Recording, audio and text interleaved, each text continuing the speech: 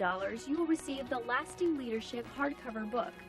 Contribute $280 for the Nightly Business Report combo, the KLVX mug, Lasting Leadership DVD and book, plus a Nightly Business Report tote.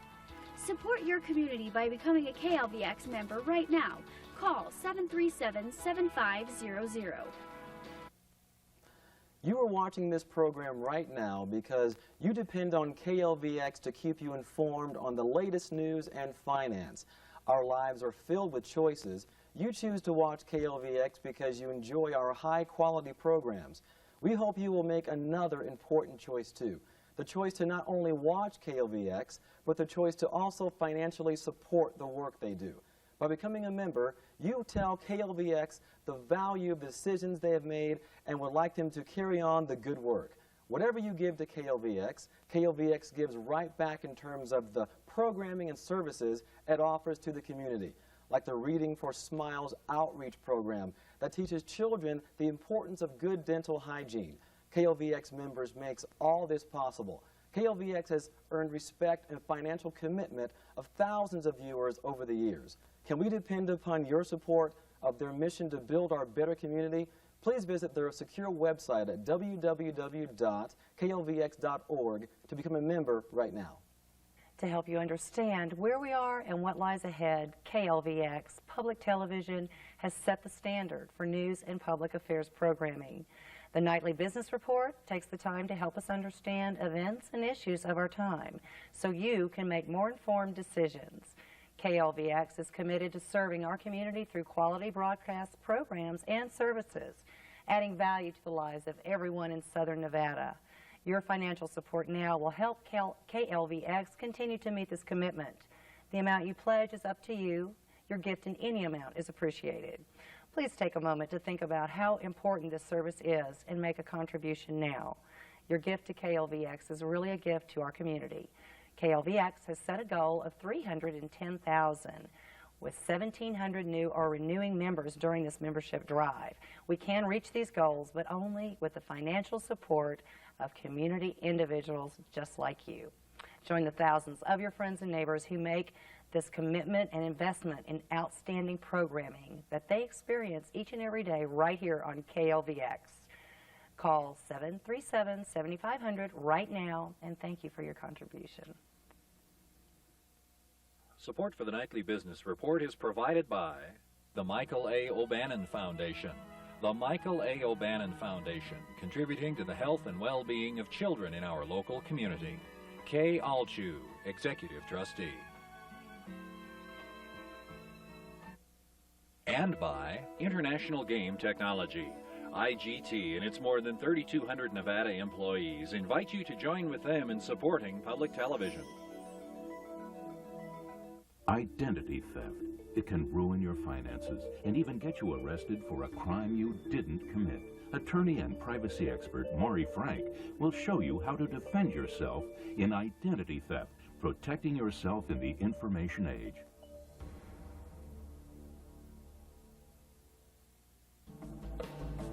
Tune in to KLVX Channel 10 Las Vegas and examine the world of science and technology. Support for Nevada Week in Review is provided by... For nearly a century, Nevada Power has met the demands of growth while providing safe and reliable electric service. We're here when you need us, because we're customers too. And by the RTC. Cleaner air, less gridlock. It happens through you and the Regional Transportation Commission of Southern Nevada. With commuter services, bike programs, improved roadways, and efficient modes of public transit, we're making a better way of life the destination for all of us. Coming up tonight on Nevada Week in Review, find out why the theft of 1,700 blank driver's licenses could compromise the integrity of people's bank accounts, and discover why the legislature decided that you should determine if smoking should be banned in all restaurants, including those in casinos. We'll also have an update on the fight to keep Nevada land sale profits here in the state. All that and much more coming up next on Nevada Week in Review.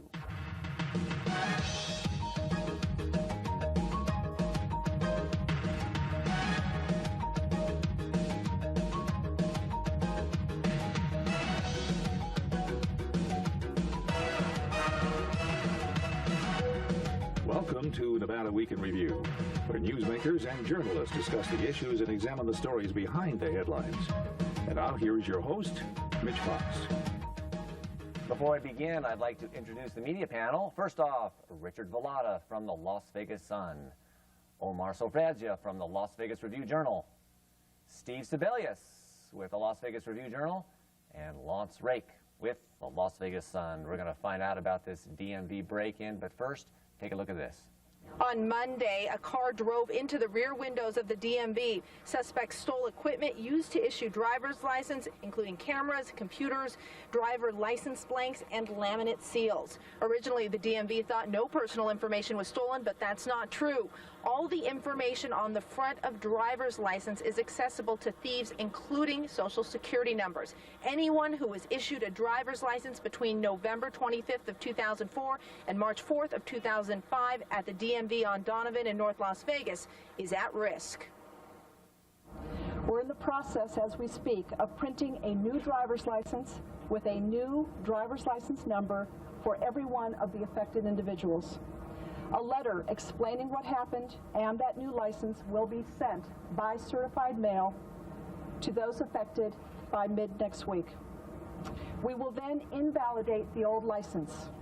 We will not invalidate that license until the new card is in their hands. The DMV, the Secret Service, and North Las Vegas Police believe the data stolen will be used for identity theft. The DMV has reconfigured computers at all of its offices, so no files remain on the computers after the close of business. Officials say it will ensure that this won't happen again.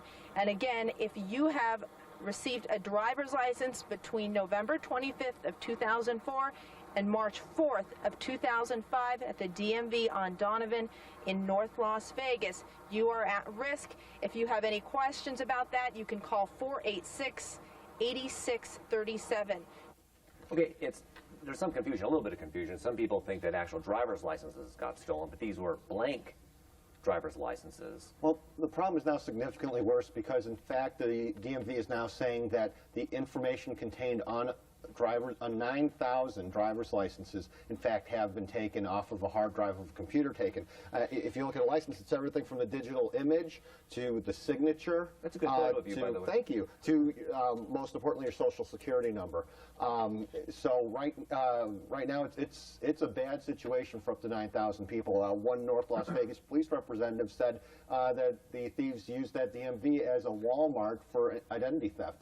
They have blanks. They have printers to print out the driver's license information in the same typeface. They have a camera so they can do the digital photo in the exact same way, and they also have the real information that goes on the license for as many as 9,000 people. Now, in theory, what can they do with that information exactly? Well, identity theft experts say if you have a driver's license that is passable as valid, there's a whole range of things you can do with somebody else's identity, especially if you have a valid Social Security number on there. You can open bank accounts. You can access bank accounts if you get a deposit slip from a person's real account to go with that ID. You can buy a house, you can rent a car, you can get a plane ticket, you can clear all sorts of security checkpoints. So much of our way of life, whether it's in the private or public sector, relies on counting on the validity of a driver's license. And these guys have real information and real licenses, and they can put their pictures, made it with real information on a real card, and do all sorts of things. I guess there's a Homeland Security issue now as well. Well, that's been brought up. At this point, the thinking is it's identity thieves that are behind this, but certainly there's always the potential that these could find their way into the hands of terrorists or people who support terrorists to further their efforts. And certainly, when you look at groups like Al-Qaeda, financial fraud has been a big funding source, and certainly fake IDs, good fake IDs that are virtually indistinguishable, are completely indistinguishable if you just look at them and don't run a background check. Those can help further all sorts of nefarious things.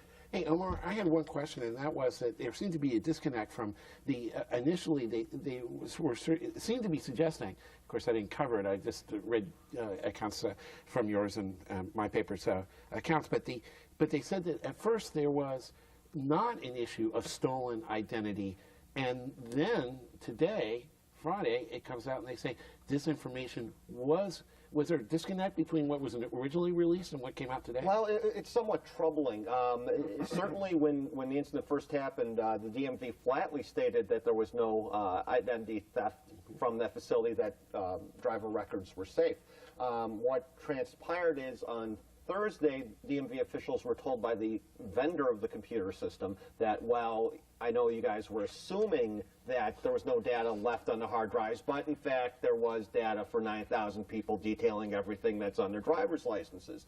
The DMV's director, Ginny Lewis, told me today that nobody at the DMV was aware that data was left on the hard drive at the end of each business day. Now, she learned of that midday Thursday. That information was held from the public until this afternoon. Ginny's reasoning was she wanted to make the announcement in person in Las Vegas, and this was as soon as she could get here. But of course, that gave whoever the thieves are another 20-odd hours to do whatever they want with 9,000 Social Security numbers before the victims could even start finding out. So potentially there's 9,000 people out there who have new credit cards issued in their names going to other people. Very potentially. Wow. All right, let's go on to the next story real quickly. You did a story again on the monorail ridership. It's not living up to people's expectations. I guess they were really anticipating 30,000 riders during the month of February. Didn't get close. Didn't happen. I mean, obviously the monorail has yet to meet the expectations ridership-wise.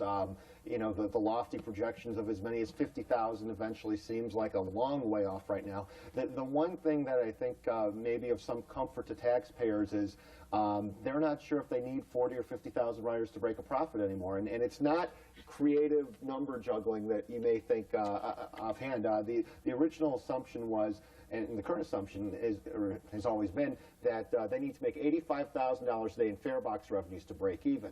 The assumption was that the average rider would not pay anything close to the $3 base fare, that through use of discount packs and such, that the average fare paid might be $2.50. They're finding it that the average fare paid is closer to $2.90 because people are just paying the one-way $3 max fare. They're buying 10 ride passes and then only using 7 of them before leaving town. So in that sense, hopefully they might not need the ridership projections that now seem very way out there. Okay, let's go on to the next issue, and this has to do with a pair of anti-smoking petitions. Take a look at this.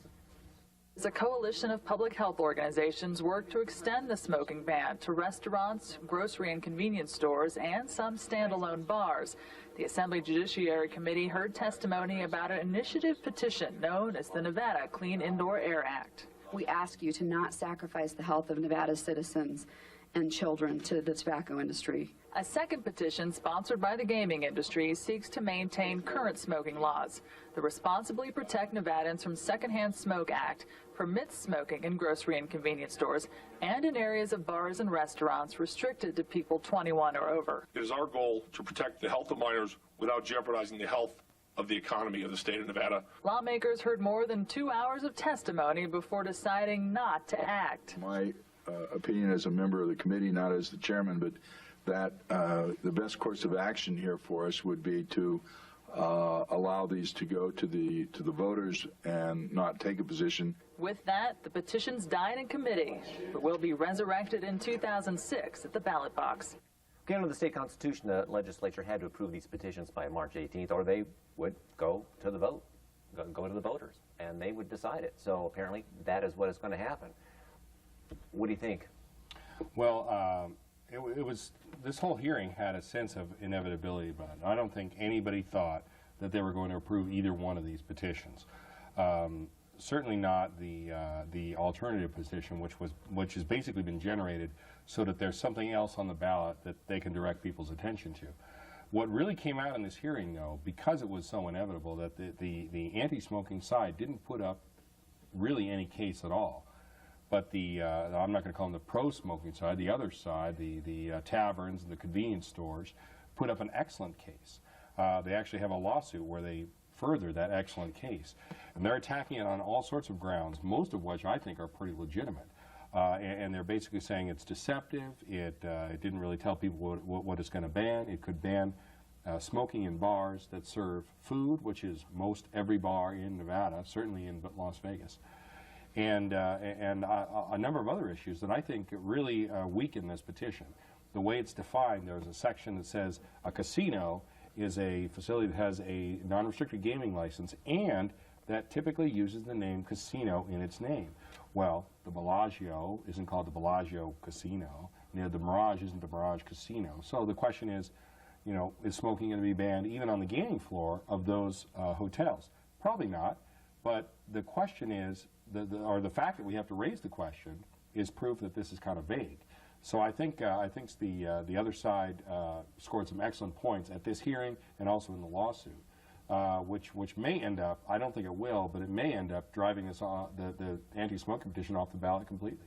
Well, now I understand the legislators could put up actually another option for voters, and they could put something else on there. Right. That they could, but they won't do that. I don't think you'll see them doing that.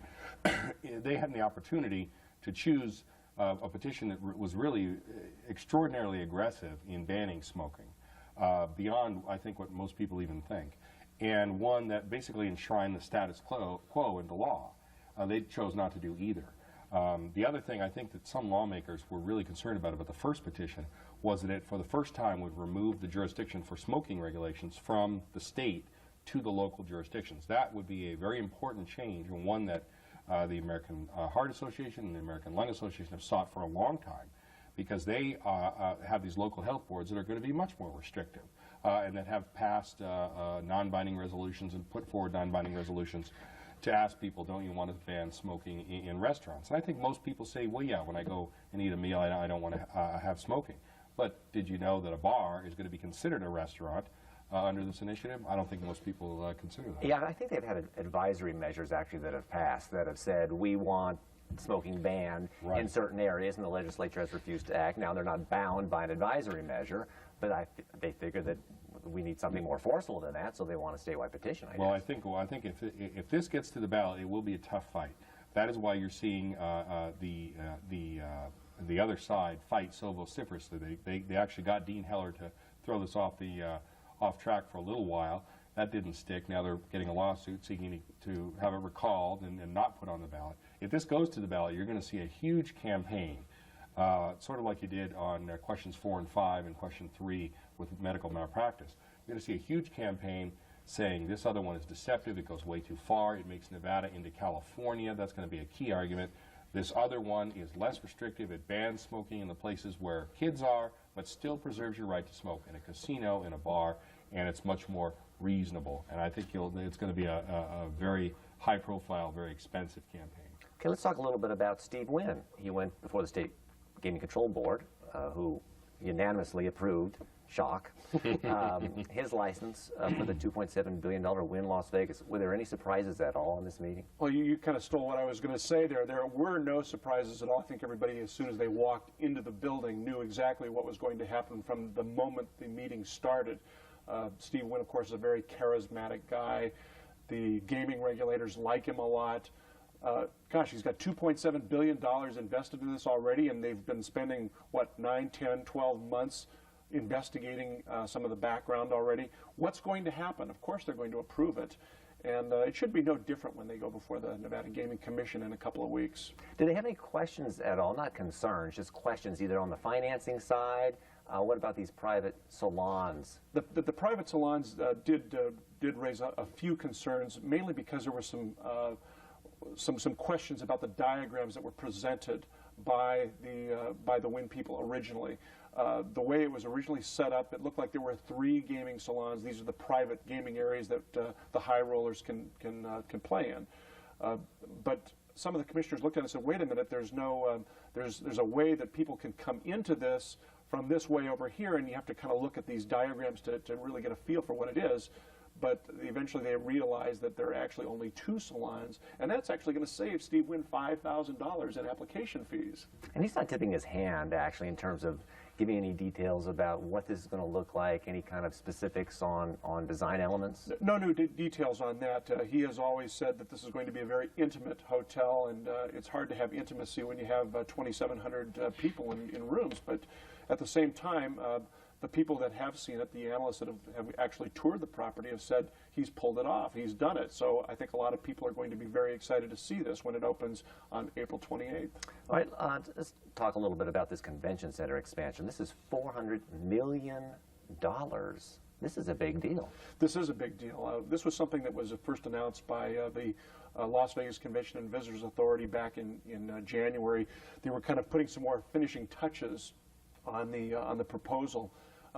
The main elements of the addition are going to be a general conference area. That's the one thing that our convention center doesn't have. And I asked a few people, well, what exactly does that look like? What does that mean? What is it? It's a center where people can meet and have a speaker. Right now what they do is they cordon off one of the exhibit halls, set up a bunch of temporary chairs, and set up a stage or two and then some lights and things to try to simulate what they really want to do. But having an actual general conference center will allow them to do multimedia presentations, have speeches, the whole 9 yards. And that's one thing that we don't have at the Las Vegas Convention Center. Now, this is going to be paid through the room tax, so locals shouldn't get in a lather about their tax dollars specifically, unless they happen to go into a hotel and pay the room tax. But there's been some question about kind of this quasi-public entity competing against the Sands Expo and the Mandalay Bay Resort Center, private sector versus public sector.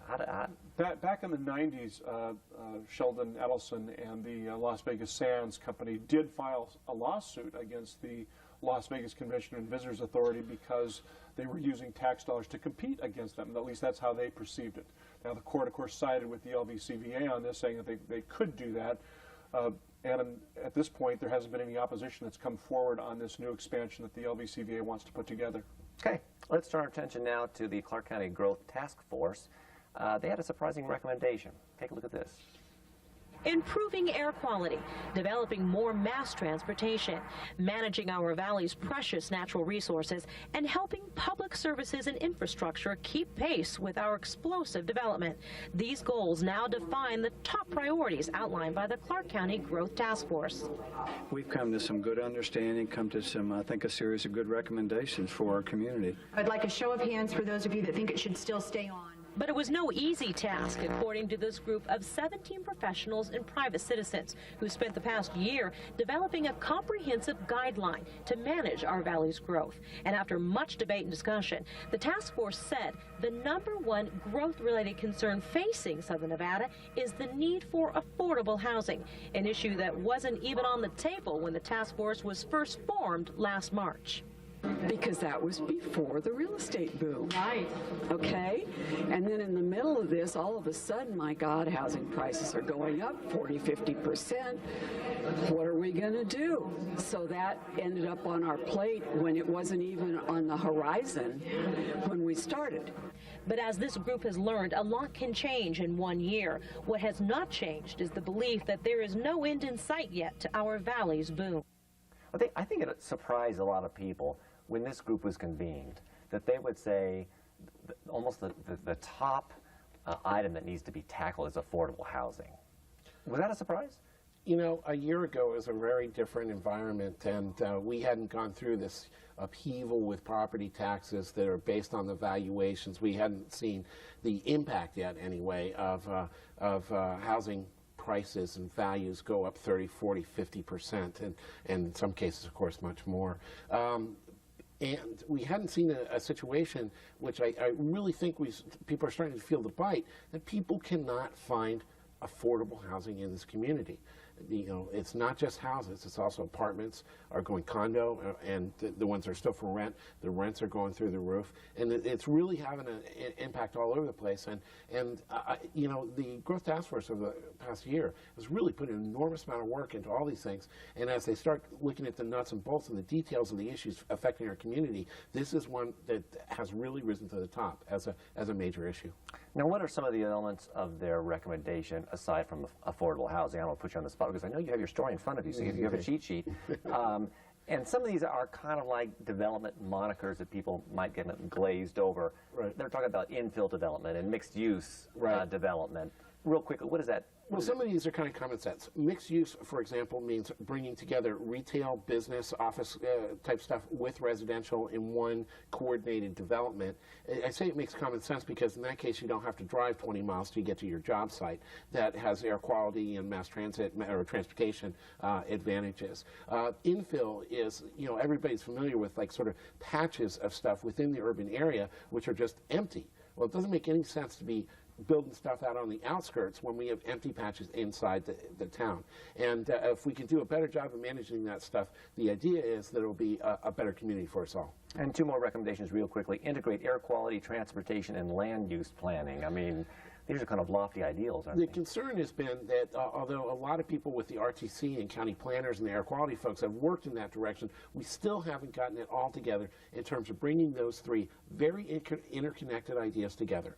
And if we do, we can get some of the federal guys off our backs to have better air quality and, again, have a better community. Well, speaking of federal guys, you gave me a great segue on this land sale deal. So take a look at this. Bureau of Land Management, the sale of federal public lands has raked in more than $2 billion for Nevada since 1998. $1.325 million, now I'm going to get $325 here. And here's how our state spends that money. The bulk of it, 85%, goes to manage land programs like building and upgrading parks, trails, and natural areas. 10% goes to the Southern Nevada Water Authority for water programs, and 5% goes to fund education. It is money that the executive director of the Outside Las Vegas Foundation says Nevada has come to rely on. To pull that plug now would be so, I mean, it's disastrous for our community. People don't realize how important this funding source is to our quality of life. But the Bush administration is now pushing for legislation that would siphon off 70% of these yearly land sale profits to ease the federal deficit. It is a money grab that Nevada lawmakers, including Senator John Ensign, are now mobilizing to prevent. People in Nevada have my word that we will fight this with every political breath that we have, and we will not give up, and we plan on succeeding until the very end. Well, what we understand now is that Senators Reid and Ensign believe that they have killed this on the Senate side. I mean, correct me if I'm wrong about that, but there's some concern that on the House side they've come up with this proposal, not at 70% take, but a 35% take, but to sweeten the pot, they've increased the percentage going to education, which perhaps to Congressman Gibbons might be more of an incentive. Well, Congressman Gibbons has actually sought that for a long time. The Reid and Ensign have killed it, specifically Ensign, on the Senate Budget Committee. But it's still early in the process to say it's dead because it can be restored at any point along the way, conference committee or anything like that. And you never know what's going to come up with these last-minute deals.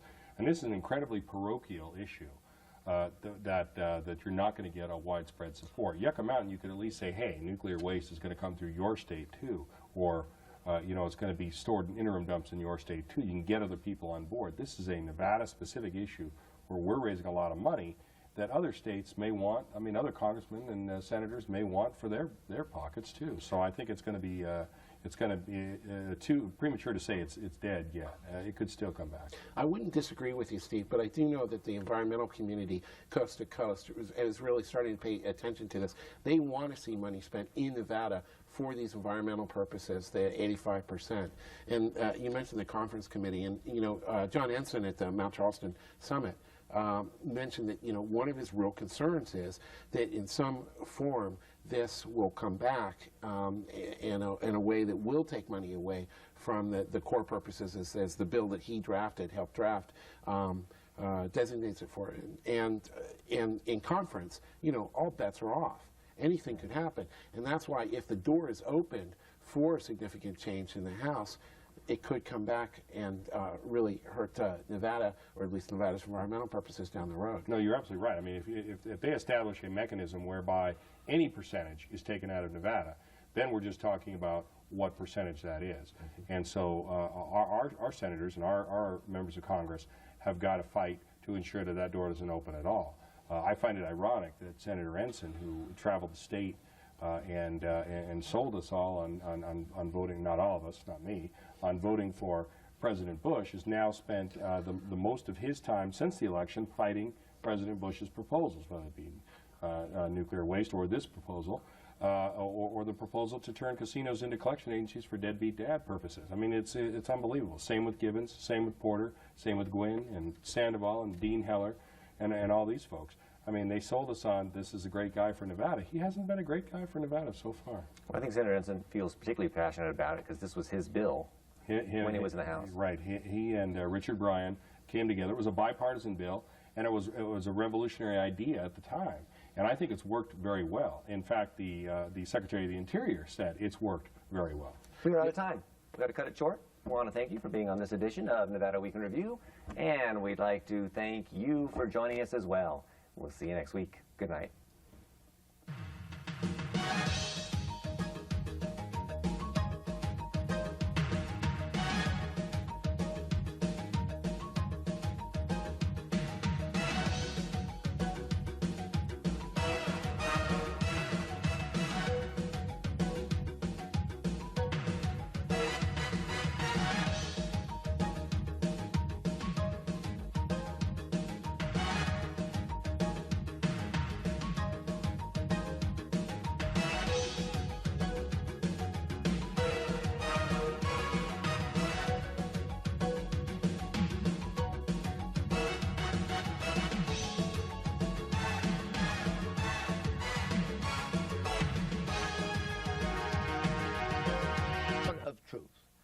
Let's hear about Patrick J. Fitzgerald, the special prosecutor in the CIA Link investigation. Age 44, Amherst College, Harvard Law, Assistant U.S. Attorney, New York, 14 years. Mob boss John Gambino prosecuted. Sheikh Omar Abdel Rahman and 11 others, 1993 World Trade Center bombing. Also chief counsel in prosecution focused on the 1998 bombings of U.S. embassies in Kenya and Tanzania. Osama bin Laden, member of investigative team, elevated to full U.S. Attorney, Illinois, 2001. Then CIA, Rove Plame, leak case, special prosecutor, January 1, 2004. Patrick Fitzgerald has a hot potato in his hands. If the circle of conspirators involves Scooter Libby that is, Karl Rove, and Colin Powell, these are all the president's men. Everything that Fitzgerald knows, we don't know. But it can be said that on the basis of public knowledge, that the outing of Valerie Plame, U.S. CIA spy, far reaches at least to the door of the Oval Office, the airborne door. It goes right to the president's cabin on Air Force One, courtesy of Colin Powell. Exit question.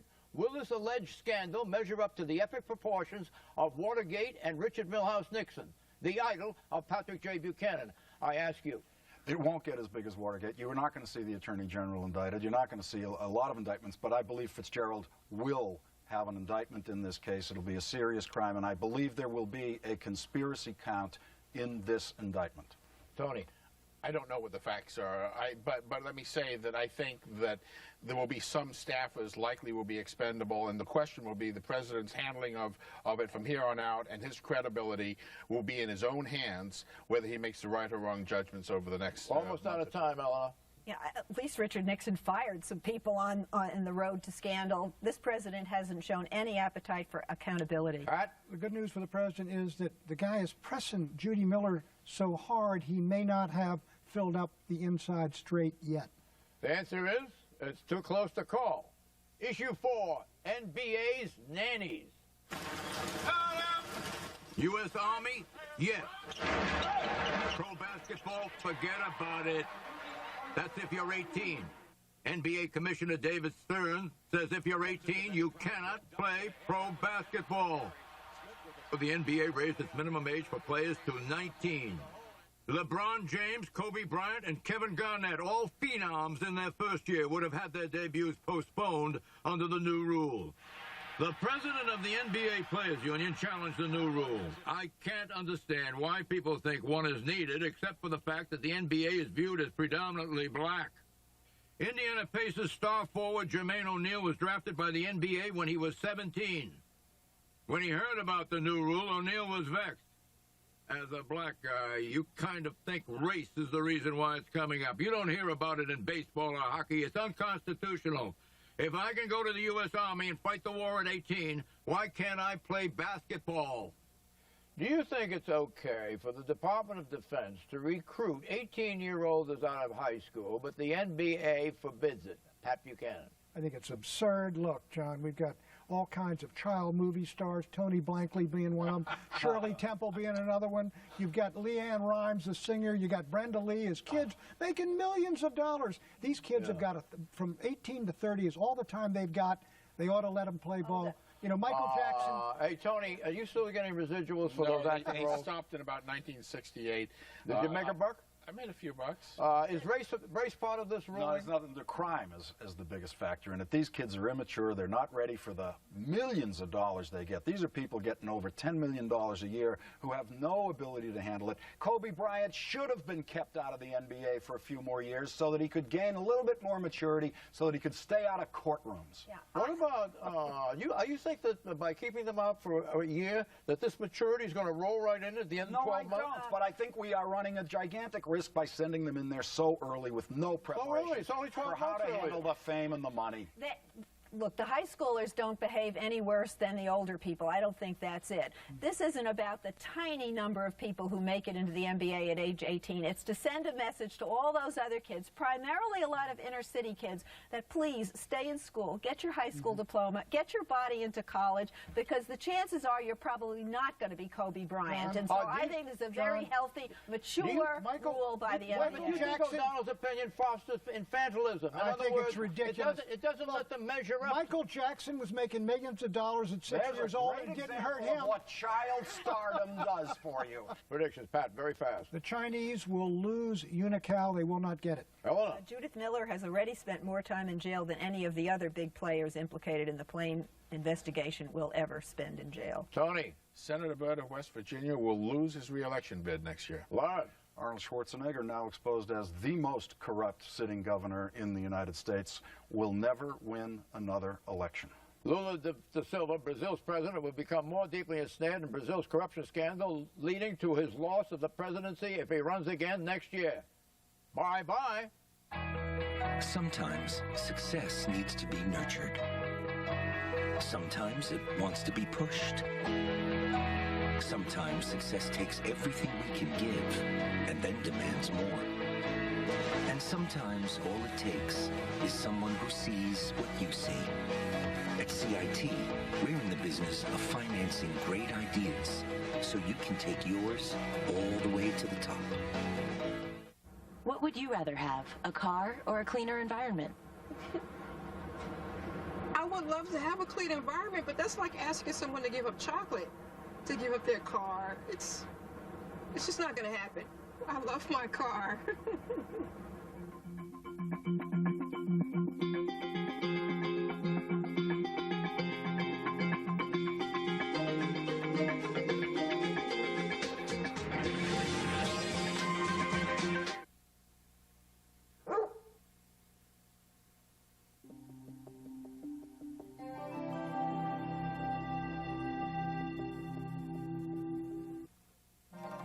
Support for this program is provided by News Radio 970 AM K-News.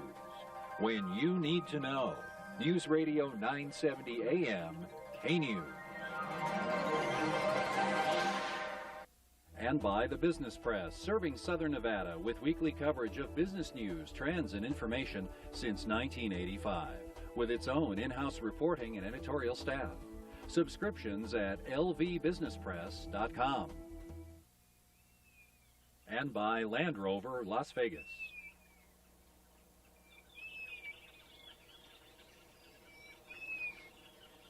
This traffic report is brought to you by Land Rover Las Vegas. I like to water my lawn early in the morning. Watering at night sends the lawn to bed wet and leaves it susceptible to diseases. Watering in the afternoon sun causes the water to evaporate and not get down to the roots. 4 to 6 a.m. is best. If that's too early for you, battery-powered sprinkler timers are available at your local garden center or nursery. Saturdays at 9 a.m. and 12:30 p.m. on KLVX-TV, Channel 10. Support for Ready to Learn is provided in part by a grant from the Paul E. and Helen S. Meyer Foundation, in loving memory of Helen and Paul Meyer. Hello, I'm Tom Warden. We have long recognized our obligation to help our community grow and plan for the future. That's why we're proud to support KLVX TV's Ready to Learn program. Support for today's children's programming on Channel 10 is provided by MGM Mirage, investing in the future of Las Vegas by supporting Ready to Learn, a program that provides educational opportunities for children. celebrating the Las Vegas Centennial. This is KLVX TV Channel 10, Las Vegas.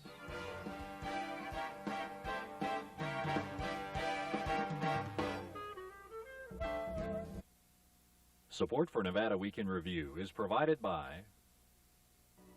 For nearly a century, Nevada Power has met the demands of growth while providing safe and reliable electric service.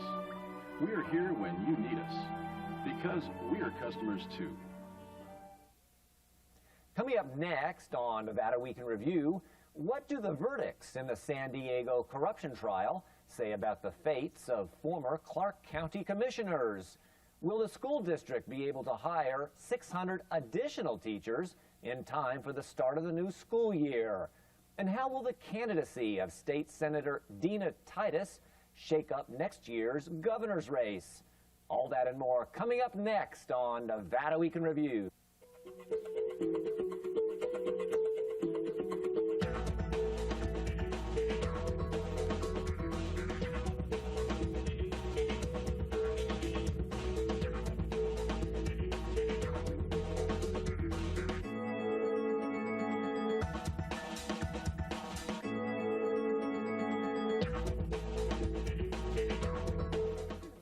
Hello, I'm Mitch Fox, and welcome to Nevada Week in Review. Before we begin, I'd like to introduce the media panel. First off, Omar Safradia with the Las Vegas Review-Journal, Emily Richmond with the Las Vegas Sun, Steve Sibelius with Las Vegas City Life, and Adrian Packer with the Las Vegas Review-Journal.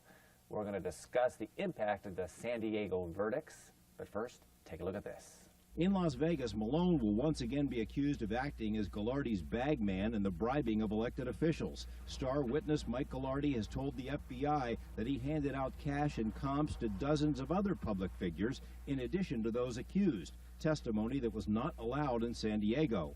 Worse for Malone is that in Las Vegas, he will also face the testimony of his former colleague on the county commission, Aaron Kenney, who pled guilty months ago. Ghilardi, who supplied the money, will be on one side. Kenney, who took the money, will be on the other, with a Lance Malone sandwich in between. And as in San Diego, prosecutors will have audio and video tapes of clandestine meetings in which Malone allegedly handed over large sums of cash to politicians such as Kenney, Dario Herrera, and Mary Kincaid Chauncey. Unlike San Diego, these payments were in cash and were not reported as campaign contributions. Okay, let's spend a little bit of time and talk about the verdicts in San Diego. Malone was found guilty of all but 2 of 39 charges filed against him. Did it come as a surprise? Well, I think people were surprised at the time it took to reach a verdict. I mean, really, the jury said that they came to their decision on Friday afternoon, and they started in deliberations on Wednesday morning. So really, it was 3 full days. And you're talking about an 11-week trial when there's hundreds of hours of tapes.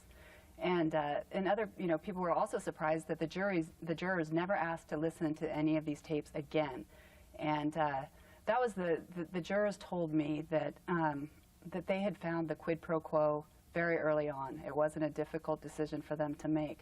But in talking to the attorneys involved, even the prosecution, they were surprised. The prosecution was surprised? I think the prosecution was surprised that they got him on every single count. And in talking to them, the defense was very surprised, and I think especially some of the councilman, Michael Zucchet, they felt that actually when the defense attorney got up for his closing arguments, he said, I don't even think I need to say anything because all along the prosecution said, Michael Zucchet did the right thing. So when the guilty verdicts came in on him, I think everybody was very surprised. And of course, once the verdicts came in on the 2 councilmen, who was it that gave him the money? Lance Malone. So Malone really didn't have a chance after that.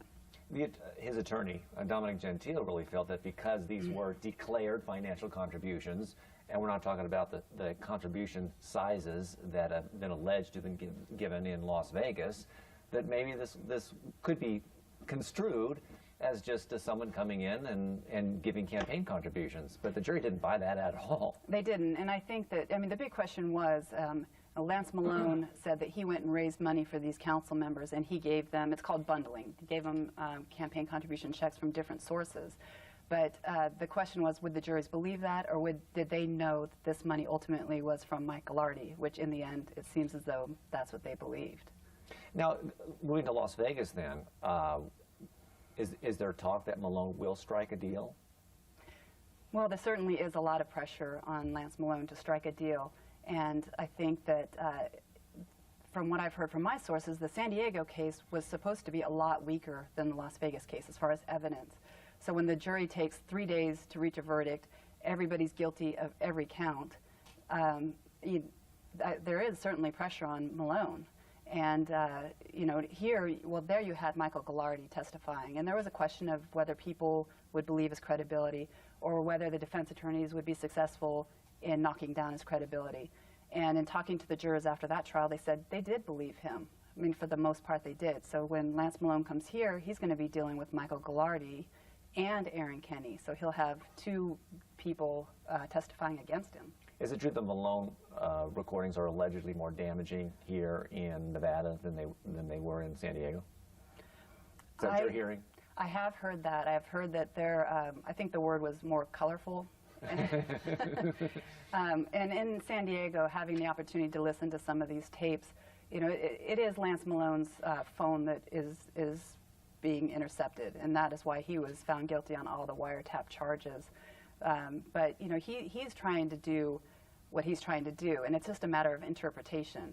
But I have heard that the phone calls here are a little bit more damaging. One thing that has to be countered, I think, is the spin that's being put out by Dominic Gentile as a gifted lawyer, but even gifted lawyers, sometimes all they have left is sophistry, and that's what he's putting out now about how there's this new standard now that you don't have to talk about a quid pro quo. You can receive a campaign contribution, talk to the contributor, and all of a sudden you've committed a federal crime. That's patently not true. I would go so far as to say he knows it's not true, but I'm not 100% sure of that. But at least you have to say, you know, these people talked about what they were going to do in exchange for the money. They received the money. And as Adrian pointed out, the source of the money may have been concealed. That's a separate crime. So I think there's, you know, the jury's verdict is eminently reasonable in light of all those things. There is no new standard. If you're an honest politician and you take campaign contributions, say, from the gaming industry, and then you grant a zoning variance or a parking variance or something like that, you've committed no crime. What these people did was entirely separate from that, and it was a crime. Does it not look good then for Dario Herrera, Mary Kincaid Chauncey, Lance Malone? Well, we know it doesn't look good for Aaron Kenny right now, but... Well, I mean, as Adrian has already said, it is worse here, because they actually did go so far as to record those as campaign contributions, as if that gets them out of hock in terms of the law. Here, they're taking, you know, envelopes of money in the front seats of cars and then using a tapped cell phone to call the contributor and say, "Gee, thanks a lot."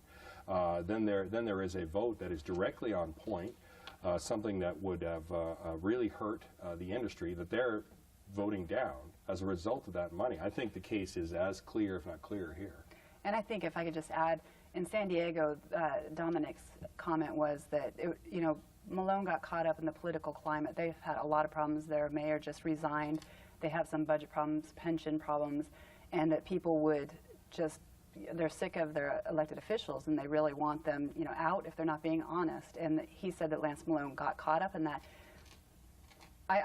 I believe that to be true to some sense, just because my cab driver brought it up, said, you know, I'm glad that these guys got nailed because I'm sick of it here. You know, it kind of struck me that that's sort of the feeling of the regular citizens there. The question is, you know, in Las Vegas, are people fed up, or is that status quo here? And, you know, will the jury hammer these guys, or is that just the way politics are done in Las Vegas? It'll be interesting to see. January is January is when it's supposed to start, right? Okay. Well, let's go to the next issue. That has to do with a possible teacher shortage here in Clark County. Take a look at this. Recruiters in the Clark County School District haven't given up, but they know that they are running out of time. We want to encourage people to please go and consider teaching as a career. Dr. George Ann Rice is an associate superintendent in the Clark County School District, where the need for new teachers has grown at an alarming rate. The school district needs more than 600 new teachers and has little more than a month to hire them. So far, the Clark County School District has offered jobs to more than 1,900 teacher applicants. Of that number, more than 1,100 have accepted. Nearly 400 have yet to respond, and 400 have actually said no thanks. Still, recruitment efforts are being hampered in great part by the Valley's rising home and apartment rental costs. But school officials do have a backup plan. What we are doing is looking for the best substitutes that we can find among our own substitutes who have done exceptional jobs in the past, and we are beginning a new campaign to find additional substitutes, and we will have to place those people in classrooms as we continue recruiting. Is this the tightest year for them? Is this the most difficult year to fill these positions that they faced in a long time? Well, it's definitely in terms of having to resort to substitutes. That's a new angle here, but it's definitely not the worst year they've had. If you remember, of course, during the 2003 legislative session, after there was a hiring freeze when the legislature was a little slow in finishing up its work, the district was left with about 1,000 positions to fill and about a month left until school started. So they're definitely in better shape than they've been even just for the last legislative session. But definitely time is ticking down. I mean, students are supposed to be back in the classroom on August 29th. Teachers return to work for their first day on August 15th. And every single day they're getting more acceptances and more offers are going out.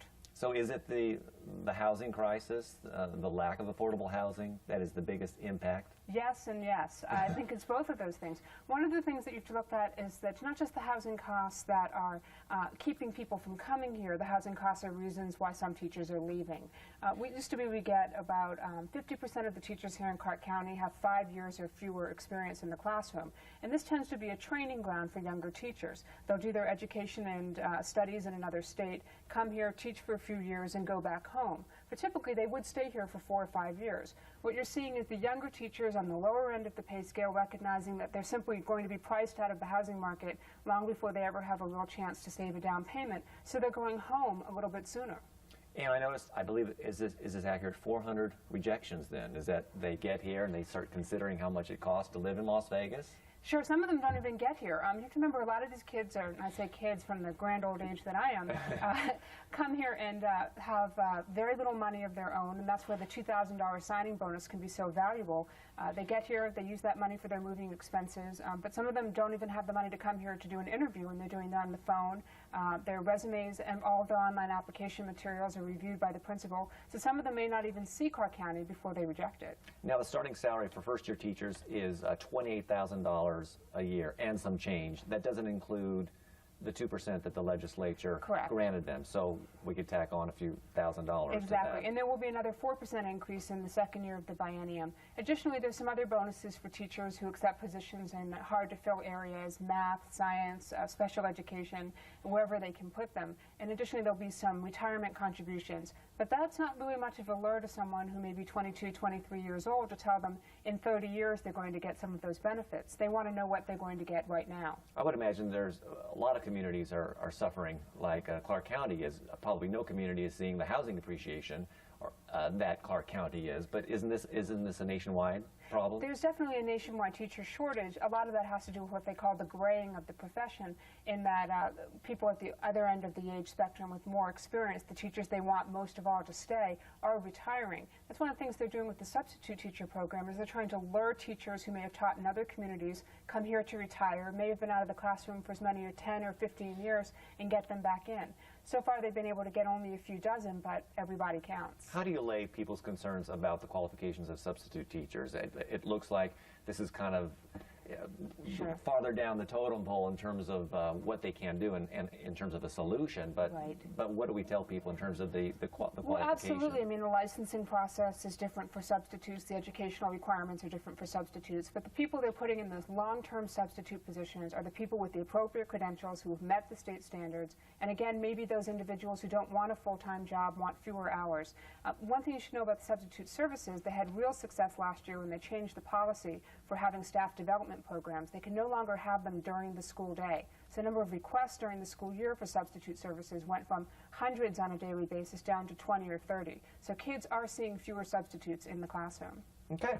Well, let's go on to the next issue, and that has to do with the '06 governor's race. We have another candidate. Take a look at this. My name is Dina Titus, and I'm running for governor. With a dozen years as the leader of the Democratic Party in the state Senate, Dina Titus is a well-known face in Clark County, but she emphasizes she's going to need the rest of the state to win a race for governor. We're going to go on every back road, whether it's the loneliest highway or the extraterrestrial highway. No telling what we'll find out there, but we are going. Among others, Titus could be facing well-known Democrats, including State Assembly Speaker Richard Perkins, Henderson Mayor Jim Gibson, or even Las Vegas Mayor Oscar Goodman. But in her announcement today, she took a swipe at a likely Republican candidate, Congressman Jim Gibbons. In Nevada, we don't think a good place to get training to be governor is in Washington, D.C. The only Republican to declare so far is State Senator Bob Beers. Other likely Republican candidates include Lieutenant Governor Lorraine Hunt, Reno Mayor Bob Cashel, and State Schools Chancellor Jim Rogers. And my government won't be telling you how to live and how to die and what God to worship and how to raise your children or how to make those personal, private decisions. Okay, Senator Titus it's no secret that she's desired this office, and she's been fairly public about it. She made it official this week. How will her candidacy impact this race, do you think? Well, she's the only Democrat so far to actually announce. Richard Perkins' announcement has been rescheduled for a couple times, and Jim Gibson is going to let us know in August if he's going to run. But right now, Titus has the field all to herself, and she also has a handful of polls that all say the same thing. She's the strongest candidate if Oscar Goodman doesn't get into the race, which he probably won't. Okay, now, female candidates in Nevada have not fared that well. We look at Frankie Sue Del Jan Jones, Patty Cafferata, Cheryl Lau, former Secretary of State, also ran. So what are her chances? Well, I mean, Lorraine Hunt got elected to be lieutenant governor. Frankie Sue got elected to be attorney general. So it can be done. Not governor, though. Well, not governor, right? But it can be done. Attorney general is hardly a low-profile position. And Lorraine Hunt, I think I feel the worst for her. She's just kind of being overlooked. I mean, Kenny Gwynn, who says he's not out recruiting candidates, is out there trying to recruit a candidate, and his loyal number two is just kind of sitting there ignored. I think that's wrong. It's wrong to write off Lorraine Hunt and her impact on the race if she stays in. So I think it is possible. The numbers bear out that it's possible. Now, it's a long way till Election Day, and there's a lot of factors that go into that, name recognition being one of them, and you can buy name recognition. The question is, are you going to be able to get the money to buy name recognition? It's a catch-22. If you do well in the polls, donors think that your candidate's a worthwhile investment. If you don't do well in the polls, you need to do better. You need to raise your name ID, but you can't get the money to do it. So it's going to be tough to see, or it's going to be interesting to see, rather, what happens with Speaker Perkins and some of the others. Well, let's talk about Senator Titus for a moment. She did come up with a property tax freeze during the last session. She's known as the Ring Around the Valley state senator. Right. It didn't endear herself to a lot of developers in town when she came up with that approach.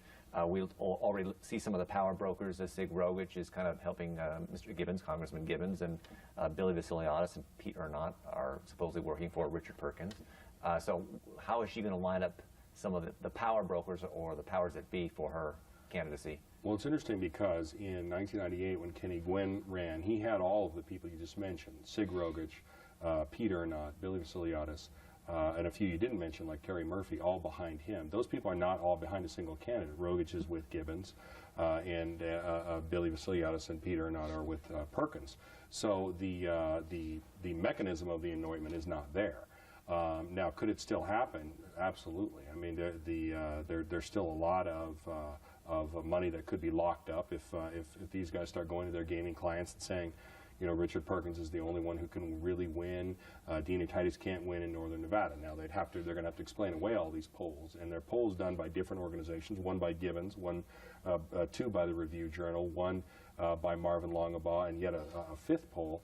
All say the same thing. They're going to have a lot of explaining to do when it comes to that. But it's still possible that they could, sort of round up an anointment for Richard Perkins. But the thing is that no matter how it goes, Dina Titus is in this race until the end of the primary on August 15th and maybe beyond. But she's at least in until August 15th. She will not get out of this race no matter what. And I think in a Democratic primary, the way it's shaping up right now, I think she's the favorite to win, no question about it. And I think Dita, she won a lot of points, obviously, with her property tax stance. You know, they talked about the cap, they batted that around, and she said, I want to freeze. I mean, obviously, with every resident in the state that was upset with the skyrocketing land values, a freeze was what they wanted, and I'm sure that she's going to mention that a few times. Yeah, she will. The ring around the valley is kind of an interesting concept. I don't know why the developers didn't like it, because once you draw that boundary, all the land inside the boundary increases in value overnight. We could have had the property tax problem that we've had now earlier if the ring around the valley had happened. It's kind of tough to draw those arbitrary lines and say that's it. And in areas where they have done that, they've seen some problems. Yet, on the other hand, the problems that we've experienced because there is no boundary, the sprawl, the environmental problems, traffic, and everything else, as Omar well knows, is worse than it would have been otherwise. So it's kind of a mixed bag. But I think she's got plenty of things that she can run on, and plenty of things she's going to point to. The property tax freeze didn't pass, obviously. But she was there with that, so we'll see what happens with those. She's very respected, and she's considered very smart, a very smart politician. She's been able to go toe-to-toe with Senator Bill Raggio, the majority leader, and I think she's already positioning herself as kind of a fighter, and a fighter for all the citizens, and she's addressing some of those inflammatory comments she made about Washoe County residents and Renoites previously. Well, Washoe County being a sponge that kind of sucks up money, and the thing about that is she was right about that. And you mentioned Bill Raggio, who is sort of the guy behind the sponge, soaking all that kind of stuff up. And there are freeways and monuments and public edifices that would never exist had it not been for Bill Raggio. So. But you're right, she has gone head-to-head with him, and I think she's got his grudging respect, believe it or not. Real quickly, Bob Beer's impact, he also announced his candidacy. That one I don't understand, because Bob Beers and Jim Gibbons are philosophically almost the same. They're both for limited government, they're both for cutting taxes. I think Bob Beers has actually gone out and said he would cut social spending and welfare spending if he was elected governor. Jim Gibbons hasn't gone that far, but I'm sure that would be the first place he would choose to cut. So that one I don't understand, and that's a real problem for Jim Gibbons, because once Bob Beers gets his name known, it's not now, according to one of those polls I just mentioned, but once he gets his name known, it's going to be very difficult for those two to find an issue on which they disagree and to campaign against each other on that. Well, another show we'll have to get to Mr. Rogers, Jim Rogers, in terms of his candidacy, possibly as an independent, and his assessment of won't that be a joy? Congressman Gibbons, yes, but we do want to talk about the monorail. The monorail celebrated its first birthday. Was there a lot of hoopla, a lot of celebration? Did it live up to people's expectations? There weren't a lot of riders. You know, they obviously had well-documented problems this year, and getting about 30,000 riders a day, which you know, some say isn't bad for a startup system, but certainly is below what the monorail needs to break even. Of course, with this being a private nonprofit line, they really need that money. They don't have a dedicated tax revenue stream to tap from. Certainly, proponents think that 30,000, an average of 30,000 riders, considering the monorail's problems, gives the monorail something to build from once those problems are resolved and the reputation becomes something a little more less problematic. They did predict 50,000. They predicted 50,000. They're hedging their bets a little bit. You don't hear the 50,000 number getting thrown around. However, monorail backers and managers certainly believe there is room to grow ridership. However, pessimists say, no, what you see is what you get. What's the impact of the Bank West of Nevada ad campaign? What is it, $3 million? They haven't disclosed the financial numbers, but the base rate for train sponsorship is $1 million a year for a train. This is a 3-year deal. You know, it's a help to the monorail because right now they need every revenue stream they can get, and certainly plastering those trains with ads puts money into the pockets of monorail and brings it closer to true self-sufficiency. Right now they have very deep reserves, so it's a long time off, really the end of 2007 before they have to start making money. But obviously the sooner they can start breaking even, the better. Now, Mayor Oscar Goodman seemed to have a bit of a turnaround. Now he's expressing interest in getting that leg from Sahara to go downtown now. Yeah, and he was very hot on the idea before the monorail opened. Once the breakdowns came, his famous quote was, he thought people should take a bus.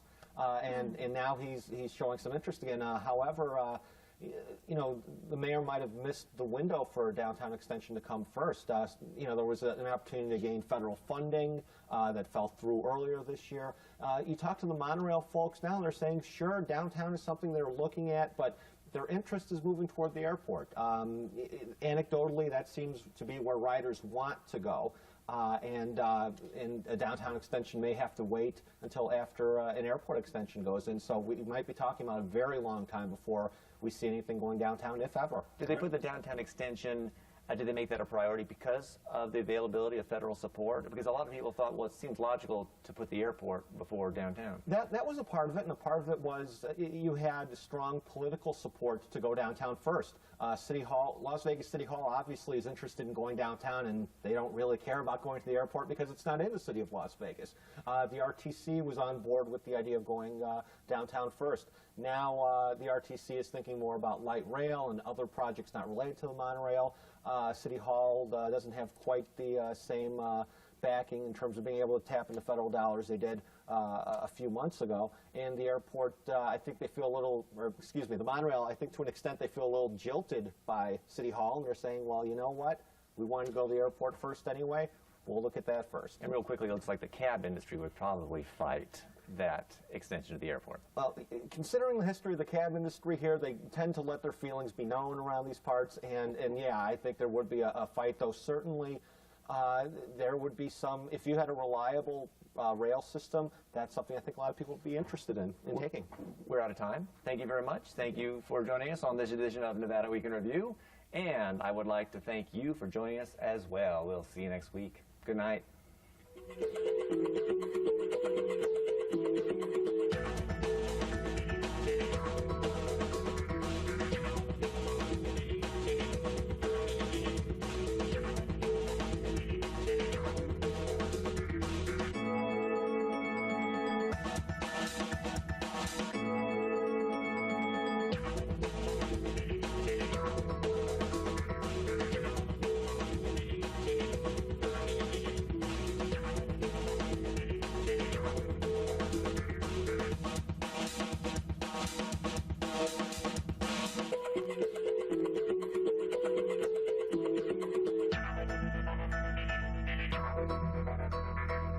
Irritating when gum sticks on the bottom of your shoes, too. 10% more. That's Nightly Business Report for Friday, January 27th. I'm Jeff Yasteen. Good night, everyone. And Susie, have a good weekend. Jeff, I hope you have a great weekend, too. And to all of you, we'll see you again next week.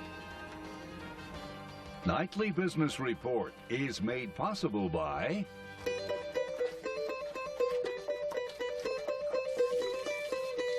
There's an even better way to care for your nest egg. Objective financial advice. A.G. Edwards, for 118 years, fully invested in our clients.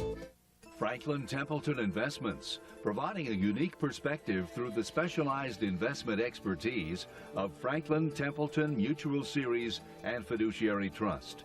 Franklin Templeton Investments, gain from our perspective. This program was made possible by contributions to your PBS station from viewers like you. Thank you.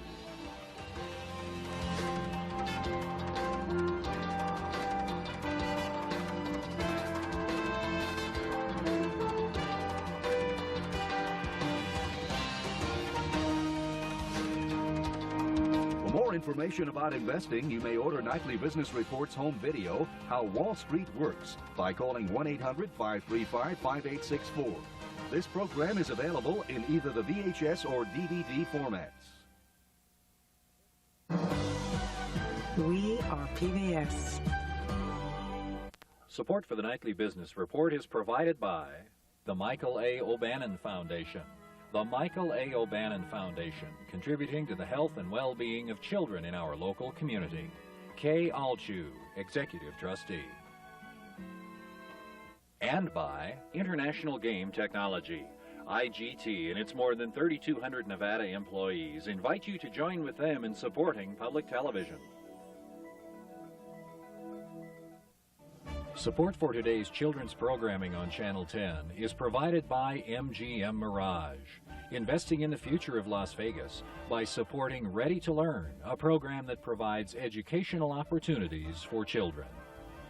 Support for KLVX is provided by the Las Vegas Business Forum, hosting Wells Fargo CEO Richard Kovacevic. The forum will cover business ethics Thursday, February 2nd at the Renaissance Las Vegas Hotel. More information is available at 895-3904. Jason Expedition, Mysteries of Earth and Mars, will take you on an exciting journey of discovery to compare and contrast these sister planets. You are invited to join Dr. Robert Ballard's expedition via satellite broadcast on Saturday, February 4th at Valley High School, 2839 South Burnham, near the intersection of Eastern and Vegas Valley Drive. The broadcasts are at 7, 8:30, 10, and 11:30 a.m., as well as 1 o'clock p.m. Join us as we search for answers to unravel the mysteries of Earth and Mars. They did not like it, they did not appreciate it, and they weren't going to tolerate it. The inspiring true story of Koinonia Farm. I will never step aside, but I will not create trouble. Briars in the Cotton Patch. Coming Sunday, February 26th. Support for KLVX is provided by the Nevada Development Authority. Since 1956, we've been assisting businesses in relocating to Southern Nevada, creating thousands of new jobs and contributing billions of dollars to our economy. And every year we bring in speakers such as Michael Milken, Tom Brokaw, and former President Bill Clinton for our annual meeting. We are the Nevada Development Authority, inviting you to become a member and share in the many benefits of our dynamic organization. Celebrating the Las Vegas Centennial, this is KLVX TV Channel 10, Las Vegas. Support for Nevada Week in Review is provided by... For nearly a century, Nevada Power has met the demands of growth while providing safe and reliable electric service. We're here when you need us, because we're customers too. And by Community One Federal Credit Union, where membership is available if you live, work, or attend school in Clark County. A financial institution where service is personal and people are worth more than money. Community One Federal Credit Union. Support for KLVX is provided by the Sunrise Health family of hospitals. Sunrise Hospital is home to Nevada's only comprehensive stroke center. If there's something on your mind, the Nevada Neurosciences Institute at Sunrise Hospital can put it at ease. Sunrise Health, always with you. Coming up next on Nevada Week in Review, the Clark County School Board picks a new superintendent. So why does the business community feel like it's been taken to school? A key aide to Senator Harry Reid resigns to challenge Representative John Porter in a race for Congress. You'll soon be able to go four-wheeling on a test track behind the Sahara. Will you be safer there than on State Route 160? And guess who's running for treasurer? Here's a hint. You've heard her name behind the word impeached. All of that and more is straight ahead on Nevada Week in Review.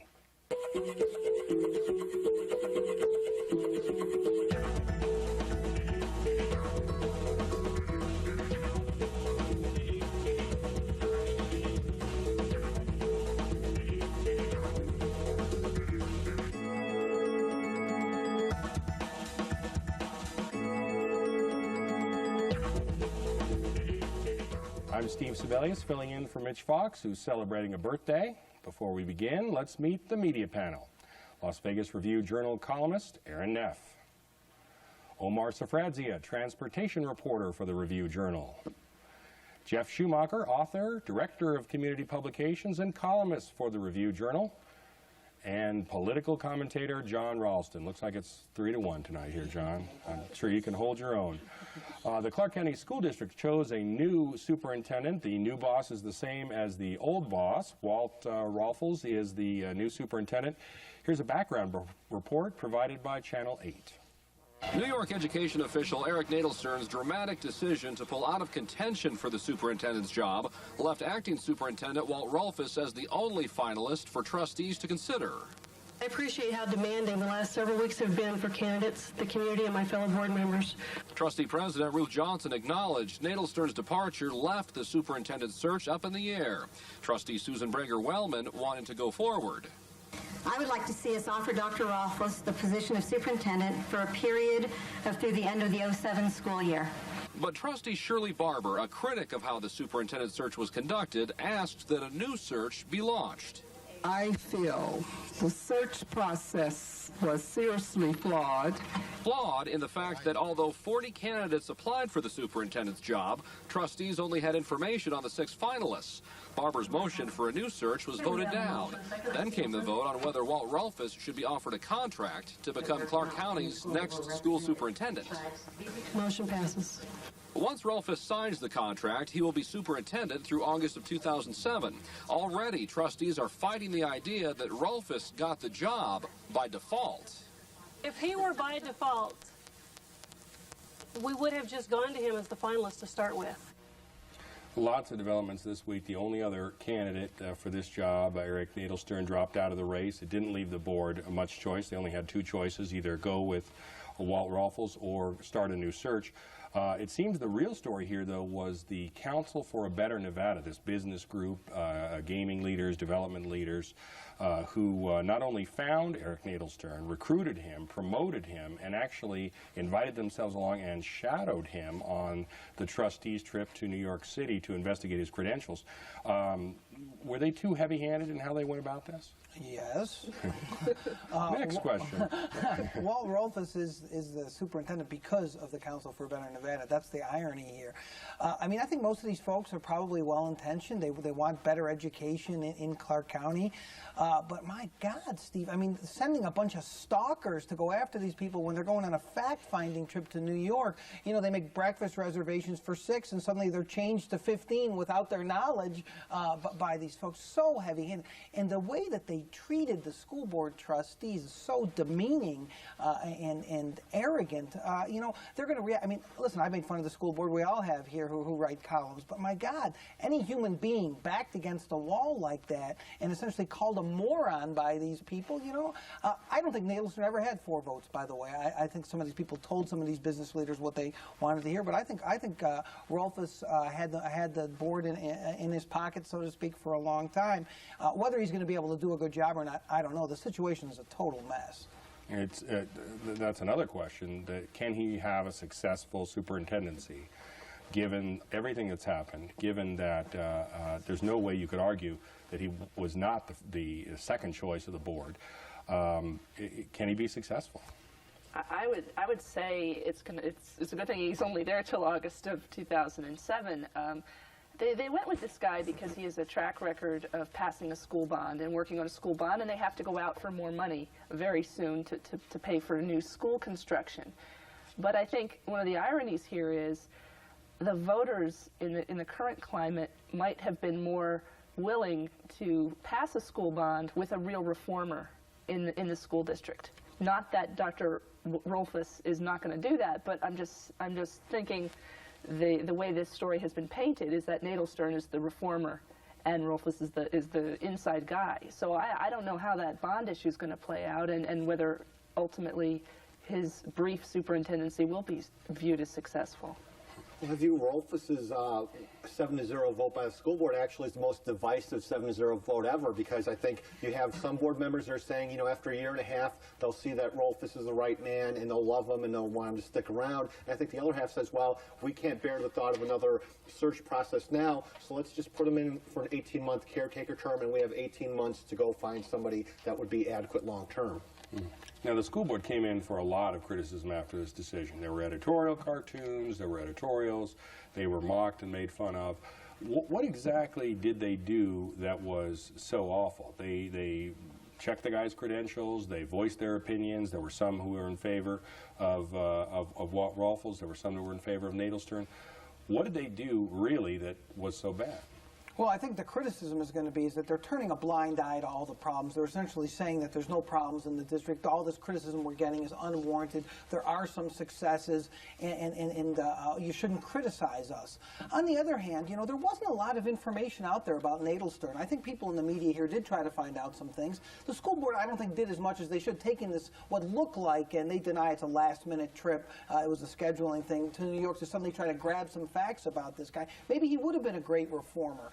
But the problem is that, and Ruth Johnson, the president, makes this point, you know, the process itself was pretty transparent. How do they, at the end, after going through, there were 39, I think, applicants. First, they come down to 2 guys. They say, these are the 2 best guys. The 1 guy drops out. How do they go out and do another search if they're defending the search? How do they not give it to that guy? And I really do believe that this whole thing collapsed just in the last week to 10 days with the behavior of these folks from the Council for Better Nevada, who may be well-intentioned, but they need some serious lessons in how to lobby, I got to tell you. If they're well-intentioned, they might not want to send emails that call the board, and I quote, obviously dysfunctional and unwilling to change. I mean, that can't help the environment. This was after.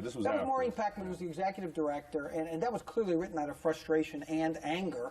But it also reflected the attitude of that group, I think, is, listen, these morons wouldn't listen to us, so the guy dropped out, so we're going to have to change the board, and then maybe we can get him to come back. I mean, I'm paraphrasing, but am I pretty close on that one? You're not too far off. So I think it's good that the business community gets involved in education. Everyone will say that, but they can't just say, all right, these elected officials don't matter, and they have to do what we want, or we're going to go crazy. But that's what the message of that email was. But you know, just to play devil's advocate, is their involvement such a good thing, especially at the level and the intensity that it was? No, not at that level and intensity. They outshined any other interest group, certainly any member of the public. Or any other, the labor union, everybody else. I'm sorry, Jeff, real quickly. The problem, Steve, is that they found this guy Nadelstern. They went through a process themselves. They found Nadelstern, and then they said, listen, you should listen to us. We are the wise men of this community. We found this guy. Here he is. How can you be stupid enough not to accept our choice? That was their attitude, and it came through clearly, not just in that email, but in the attitude of how they presented themselves, I think. I mean, for better or worse, we elected the school board. The people of Clark County did. They're going to be the folks who are going to pick this person, and to have the shadow government step in and kind of decide that they're going to do it, I don't think we can repeat that. If we're going to do another search, these guys need to step back, I think. And ironically, they're now, the council is now talking about expanding, getting more businesses on board, and going after some of these school board members in this year's elections. And you'll have 4 of them up. Well, Susan Brager-Wellman's seat will be an open seat, but you'll have 3 of these other school board seats up. So if they really want to make a show for reform, that's how they're going to have to do it. I mean, they can wear uniforms, roads, homes, and MGM grants. In any case, before we leave education, it was announced today, brokenly today, by John Ralston, that Carol Harder is leaving her position as president of UNLV. What's the reason behind that? She never did really get along with Chancellor Jim Rogers. Is that the reason she's leaving? Yes. I think it is. They really, you know, Carol Harder's a very, very strong personality. Jim Rogers is a very, very, very, did I have an extra very in there, strong personality. So I think it was like this all along. Remember when Carol Harder came in, no one thought she was going to last very long anyhow. The whole, and I hate to use this term, but it's really accurate here, the Good Old Boy Network said, what? You got some woman coming in, you think she can run this university? Are you crazy? And she's tougher than most men that you'll ever meet, for those of us who know her. And so she outlasted the time frame a lot of people thought she was going to have. But once Rogers came in as chancellor, I think people saw the writing on the wall for her, and I think this has been going on for a long time. They've been negotiating a deal, and I think she finally, you know, found a number and then situation she could live with and decided to go.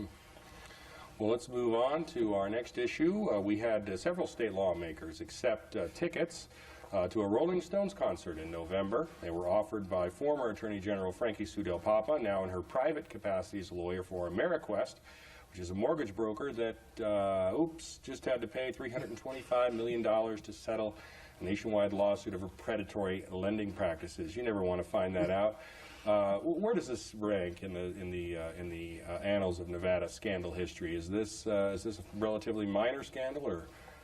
Yeah, it's a relatively minor scandal, but the problem is that it's emblematic of what goes on up in Carson City. And I think coming at a time when people are talking about ethics in Washington and lobbying reform and all that stuff, it's gotten all this spotlight. And let's not forget the ability, as Aaron showed, and then unfortunately I've showed, you get Rolling Stones, you get the lyrics. I mean, you're going to be able to have lots of fun with that, and we all have. But what's amazing to me, Steve, is the reaction of these people to this. It's just phenomenal that they don't think this is a story. story. What, you can't buy my influence with this.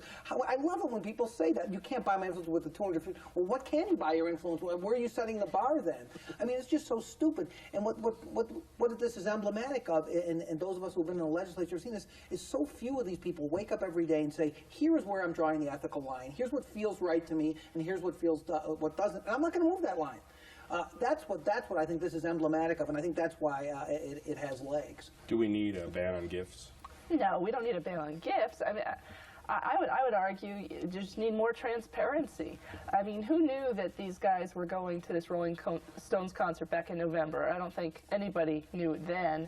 And when I started looking at the campaign finance and just saw AmeriQuest, I didn't know what it was until I got down to I think it was Christian Kiliani on hers actually wrote the name of the concerts that she went to. So it's, I would just argue there needs to be greater transparency. And I know there are people out there that argue gifts should be eliminated. But how are you going to regulate that? And who's to say who can't give somebody a birthday card or take them to dinner or it gets ridiculous if you try to ban all forms of gifts. It has to be common sense, and you can't legislate that, unfortunately. At least one blogger said today that the Rolling Stones tickets are nothing compared to the inside trading that goes on at nice restaurants and golf courses and the back rooms of the majority Is this the guy who attacked me, too? Yes, this person attacked John, totally without merit, I think. That particular part of it. But isn't that true? Isn't there something to that? But that's why this is emblematic of what goes on. It's the insidious, incestuous nature of this. Do I think any of them are going to be influenced by a $250 ticket? Probably not, but it's the relationship there, and it's why does that feel right? Why does it feel okay to take a ticket to a concert like that from someone who is in business, does business in the state? Why are they giving you that ticket? What's the reason? Knowing everything we know about the corruption scandals in Washington and in Las Vegas very recently, how can you, you're right, I mean, how can you wake up in the morning and say, yeah, I'll take those tickets, no big deal? I mean, it's so obvious, I guess, to me, but clearly as politicians it isn't obvious to them. But we're not elected by the people, but as journalists we deal with all these people at all different levels, and there are certain things that we're going to be offered that we're going to say, that we feel uncomfortable with that. I don't understand why you would not feel uncomfortable as an elected official if someone offered you something like that. Why are they? Do you think it's because Richard Perkins and Bob Coffin and Barbara Buckley are just great folks to be around at a concert? I mean, it's just. It's ludicrous, and the problem is, but the problem is that they extend the story by their insane explanations. With, of course, now Mo Dennis being the one that's going to live on forever by saying he felt compelled to go to a Hispanic concert because he's the only true Hispanic I mean, it's just, and it becomes so easy for people like me and Aaron to lampoon them for this idiocy, but. The question is now, now you guys know how this works, there's other stuff out there now. And so now stuff's going to start to, well, I gave this person a free gift to this, and it'll just start to build and build and build, and then it looks to become something that could affect their elections. And you talk about what they have to disclose. They do have to disclose gifts. And we saw at least 2 of them suddenly remember, oops, I went to the Rolling Stones when this story hit the press and refiled their campaign disclosures. So I don't think that that everything that should be on those forms is on those forms. And I'm going to have to watch to see who refiles. It's going to really lead to more questioning of these guys. I'll say for the record, I did not go to the Rolling Stones. I have, however, gone to Huey Lewis, but I paid for that myself. Apparently, no lobbyist thought those tickets were of any value. To prove that? I can. Okay. I can, in fact. I've saved them all. Moving on to our next issue, Tessa Hafen, the longtime spokeswoman for Senator Harry Reid, resigned recently to return to Nevada to mount a congressional bid in the 3rd District against John Porter. He's a 2-time incumbent. First of all, is there anyone here who says she cannot win? I think it's going to be very tough. It'll be very tough. I won't say she cannot. You're not going to say she cannot? No, I wouldn't say she can. Okay. Her candidacy was floated almost immediately after Reid was attacked by Porter for failing to return donations from clients of Republican lobbyist Jack Abramoff. Some of us assumed at first that this was Reid sort of poking back at John Porter, but this is a real candidate. She's actually going to do this. Well, you know, they're trying to say that Tessa Hafen has always wanted to run for something, and I think that's true. But I don't think you can. Harry Reid obviously was much more torqued up that this was a good idea after Porter put out that idiotic press release attacking Harry Reid. Why would you attack the Senate Minority Leader from your own state? But yeah, she does want to run for office. She's a thoughtful person. She's young. She's not even 30 yet. But you know, she knows politics, and she's a lot tougher, I think, than people give her credit for. And you know, I think Harry Reid does have a personal stake in this now. So the real question for someone like that is, can they get enough money to be viable? And Harry Reid's going to make sure she has enough money. Now, that's a double-edged sword, isn't it? Because if Harry Reid is too involved, then the argument that this is Harry Reid's surrogate gains credibility. But look at if he's what not Harry Reid's involved numbers enough, are in that district. Right, but if he's not involved at all, the fundraising becomes more difficult. But I think they're going to try to do a lot of stuff with Harry Reid. But the more partisan like that you become, I mean, that's a split district, and nobody knows what the atmosphere is going to be like in this country, and therefore in Nevada, you know, 7-8 months from now. So it's going to be interesting to watch, and it's much harder in a political campaign to attack a woman, whether that's fair or not. It's the truth, and so it's going to be very interesting to watch that, I think. I think attacking her on her age right off the bat was a huge mistake, because I mean, 29 years old, you're an adult, and she's been involved in politics for 8 years, really. Yeah. And so she had more experience going in Washington, D.C. than John Porter had when he started. So, yeah, absolutely right. I think that's a stupid thing to do. That's not going to work. Having said that, I'm not sure she can win, but it can set her up to run again in another race at some future time. Well, our next issue, who says the American automobile industry is dying? General Motors this week formally announced it would build an elaborate test driving track on an 11-acre parcel behind the Sahara. It's in the Sahara's backyard, literally, both for regular GM cars and an off-road track for GM SUVs. The company's also going to advertise with the Las Vegas monorail at the adjacent Sahara station. What led to this deal? Really, I think you found three partners that all are desperate for some attention and cachet and some notice. Primarily General Motors on this deal. You know, they want their products to be cool again. They want their products to be recognized, and they're thinking, hey, if we can get some people that are about to go partying out in Vegas to go take a Hummer on a spin through an off-road course, maybe we'll lure them into the showroom later. For the monorail, obviously, they can use riders wherever they can get it, and this does provide a possible venue for you know, it creates a destination for the monorail that really wasn't there before. People that, you know, aren't going to go to the Sahara might go to this thing. So they're pretty, you know, juiced up beyond the fact that they get a cash infusion because of sponsorship and naming rights to the station there. And the Sahara, again, you know, they're on an end of the strip that's probably overlooked. You know, they figure this is something that's going to lure some people through their facility that otherwise wouldn't give them a second thought, and that, you know, once they see the NASCAR cafe and whatever, they might want to stick around. Not sure if that's the case, but certainly those are the hopes. I mean, these are three people looking for dance partners, and they think that they found one where they'll get some interest and some buzz going.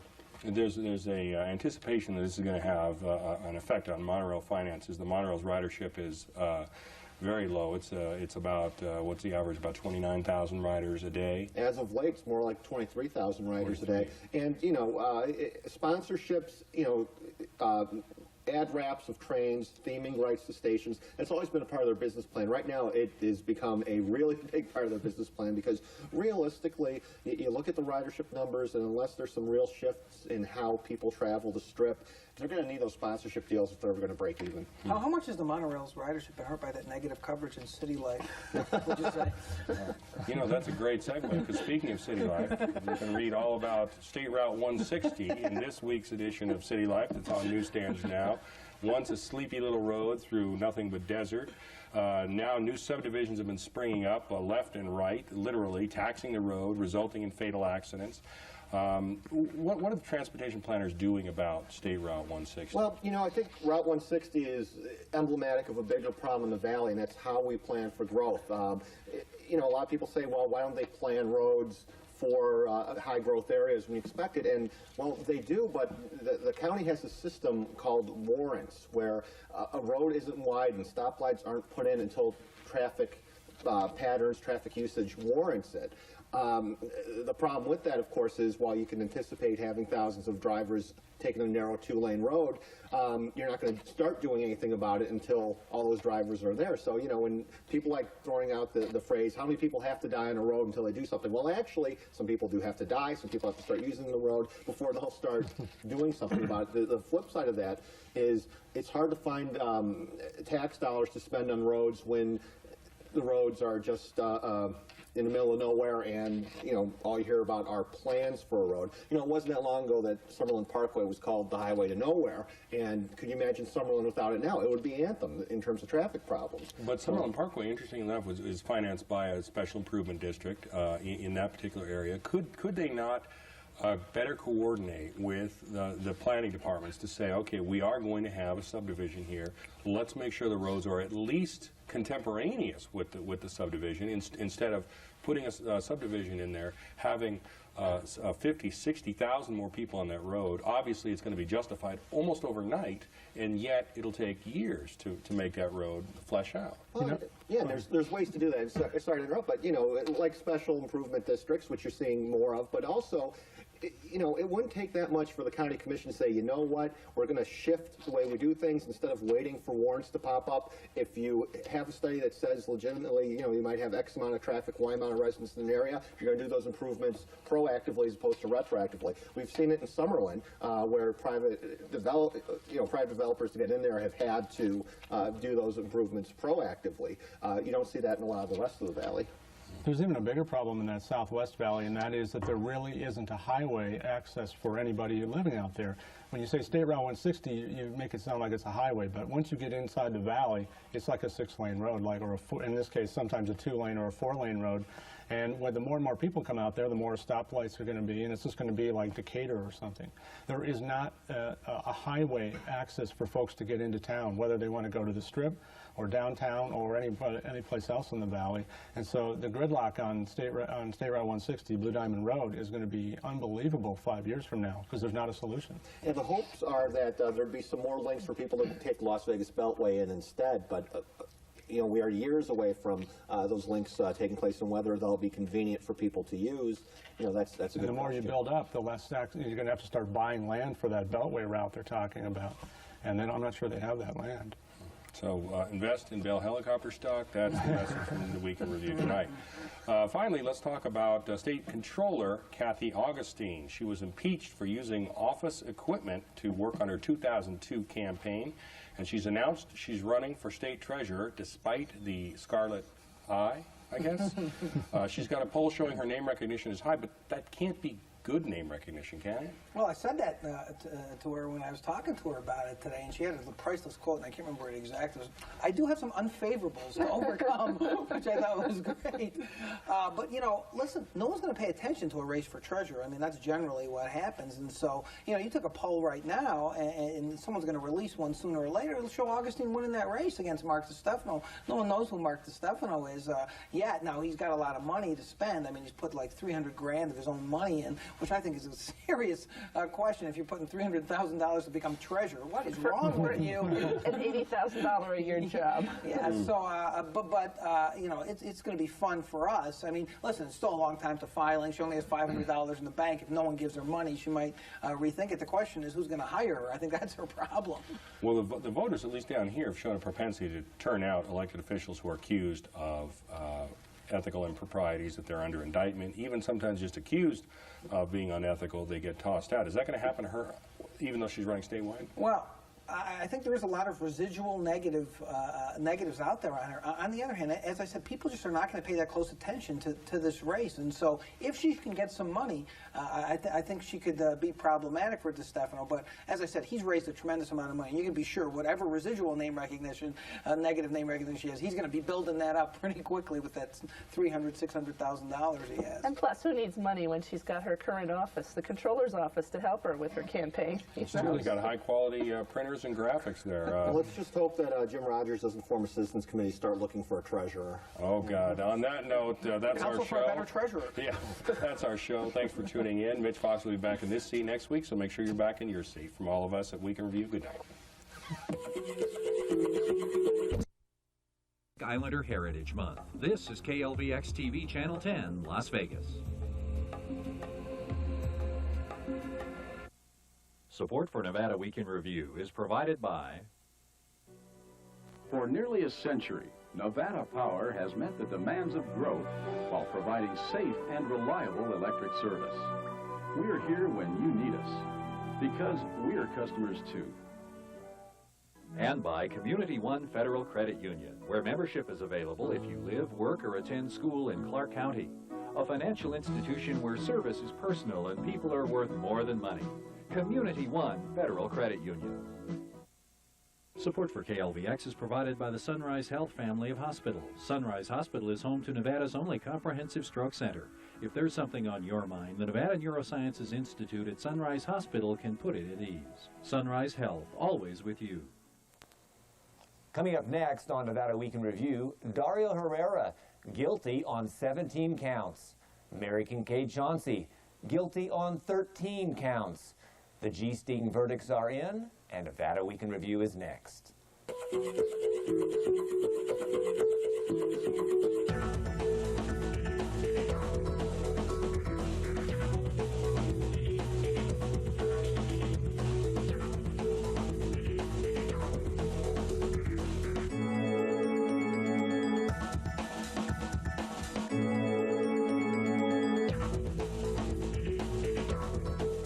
Welcome to Nevada Week in Review. Before we begin, I'd like to introduce the media panel.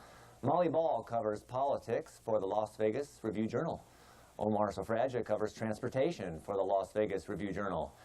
Steve Sebelius is editor of Las Vegas City Life. And Jeff Simpson is business editor for the Las Vegas Sun. We're going to discuss the G-Sting verdicts, but please take a look at this from KLAS TV Channel 8. Well, when I saw the jury walk in and none of them would make eye contact and they looked kind of glum, I turned around and said to Richard, uh-oh, it's bad, because I can tell by the jury's reaction. And it wasn't too good. So it was hard to sit there and listen to that, knowing that I'm not guilty, but, you know. Every day you've been so optimistic out here, saying you were happy that your attorney got your side of the story out. Yes. What went wrong?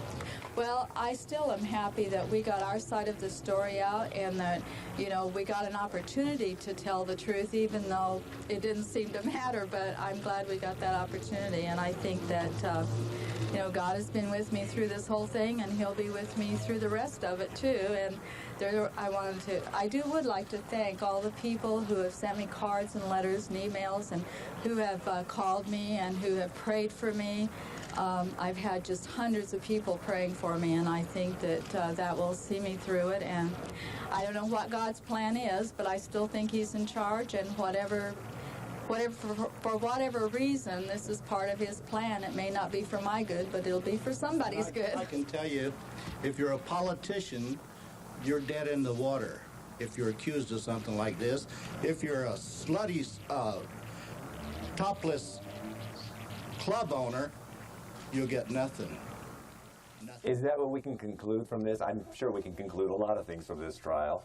But what about that? I mean, it does look as though that the people that pled, Mr. Ghilardi, Aaron Kenny, it looks like that they're going to have a much easier time than Mr. Dario Herrera and Mary Kincaid Chauncey. Well, the fact is, I think... We don't know the sentencing, of course, now. I think her husband's wrong. I think you're not dead in the water. It's very difficult to prove these cases. These are not easy cases to prove.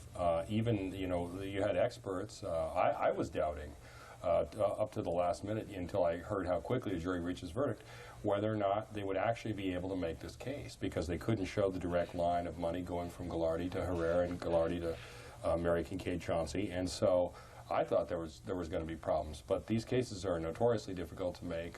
There is a culture of corruption, as the Democrats like to say now, and that does go a long way towards suspicion. But suspicion is a long way from this, what we saw today, a guilty verdict. That's something entirely different. The conventional wisdom was that it would have been easier to convict Dario Herrera on the charges that were leveled against him, but Mary Kincaid Chauncey came back, testified at the end of the trial.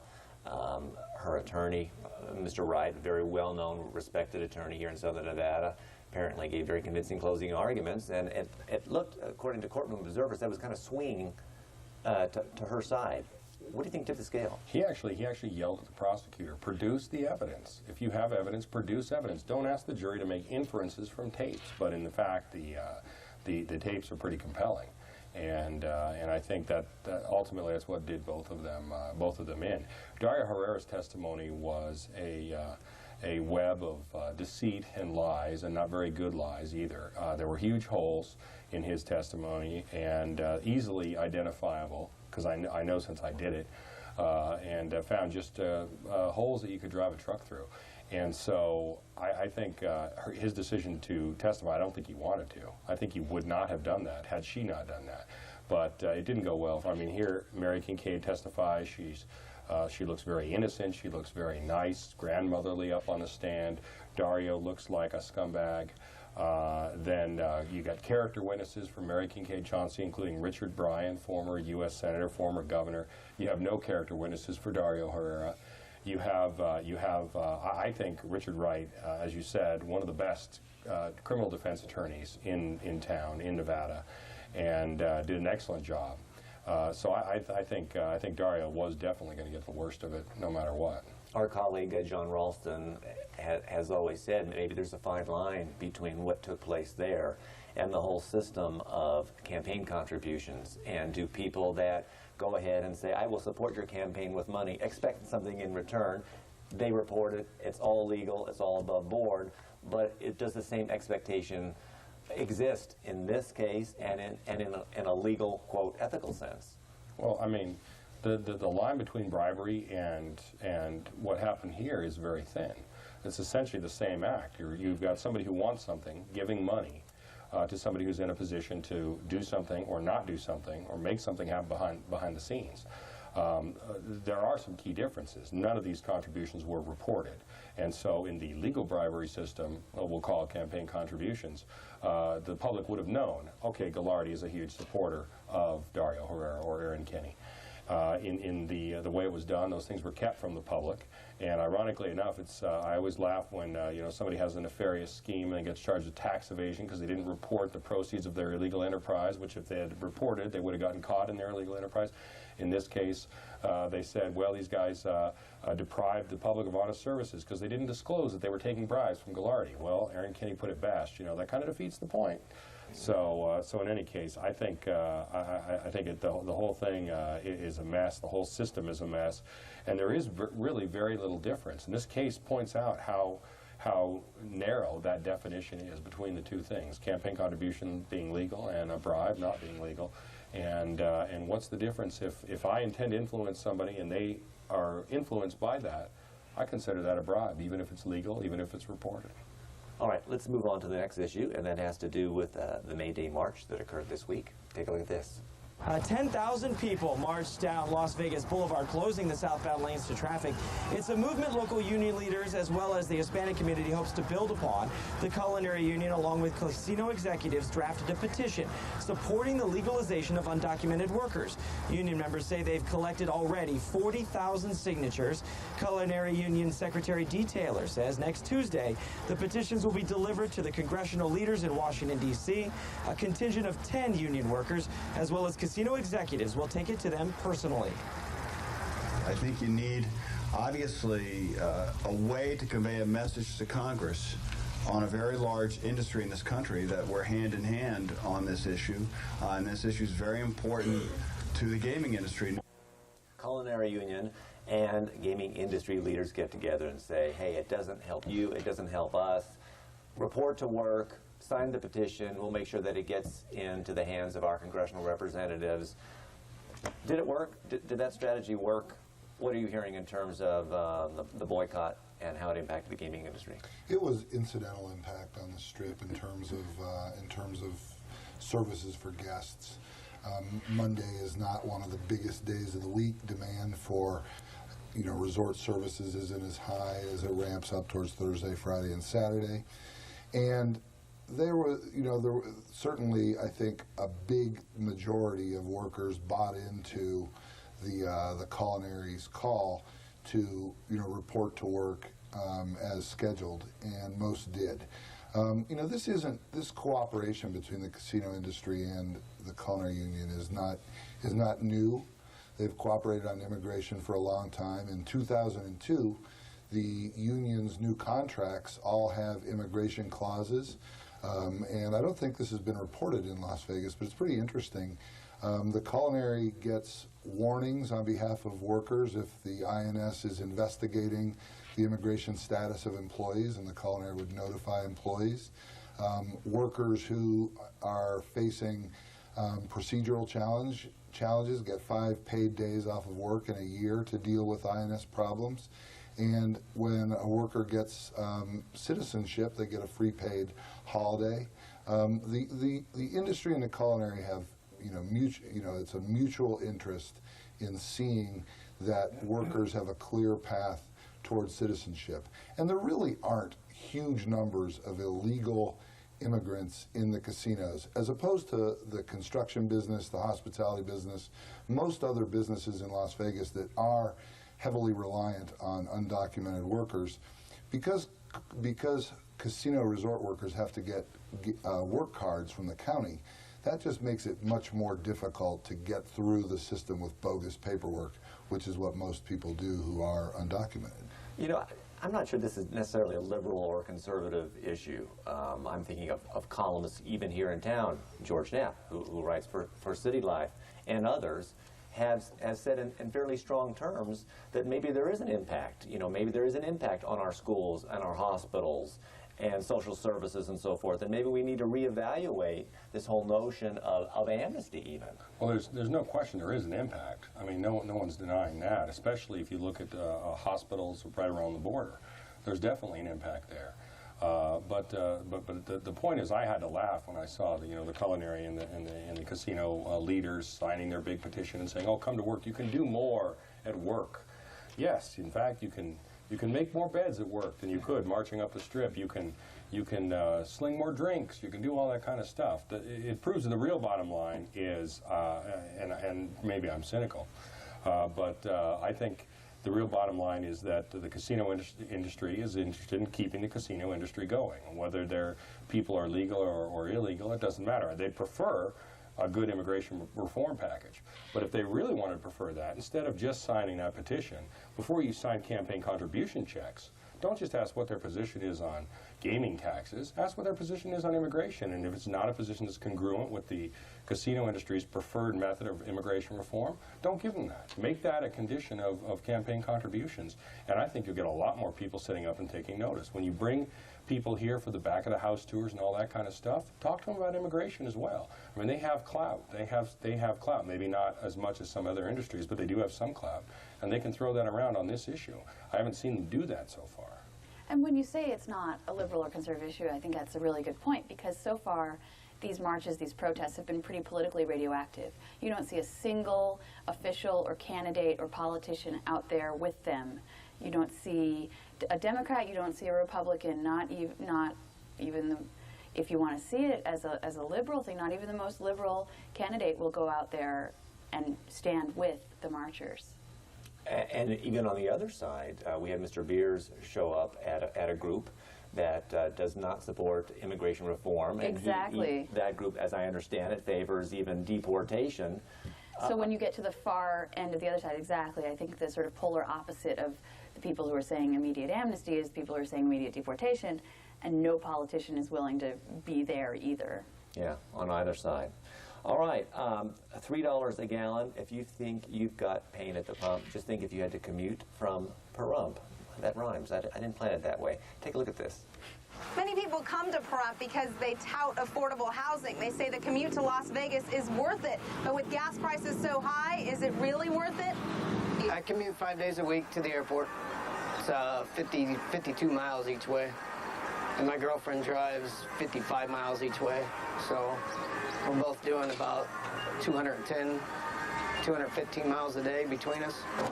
Can Daniel Brooks figures he and his girlfriend spend at least $300 a month on gas. They can't carpool because he works nights and she works days. Some of his co-workers live in Pahrump, but they have different days off. He was lured to the area because he could buy a 1,500 square foot home on a golf course for under $200,000. He and his girlfriend took the commute into consideration and admit it's hurting right now, but hopefully moving to Pahrump will pay off in the end.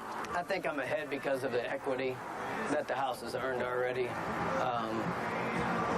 I've already earned an equity, and before I even moved in, what I'll spend in a year on gas. So the equity will far outweigh the driving expenses, unless we go to $5 a gallon, which is possible.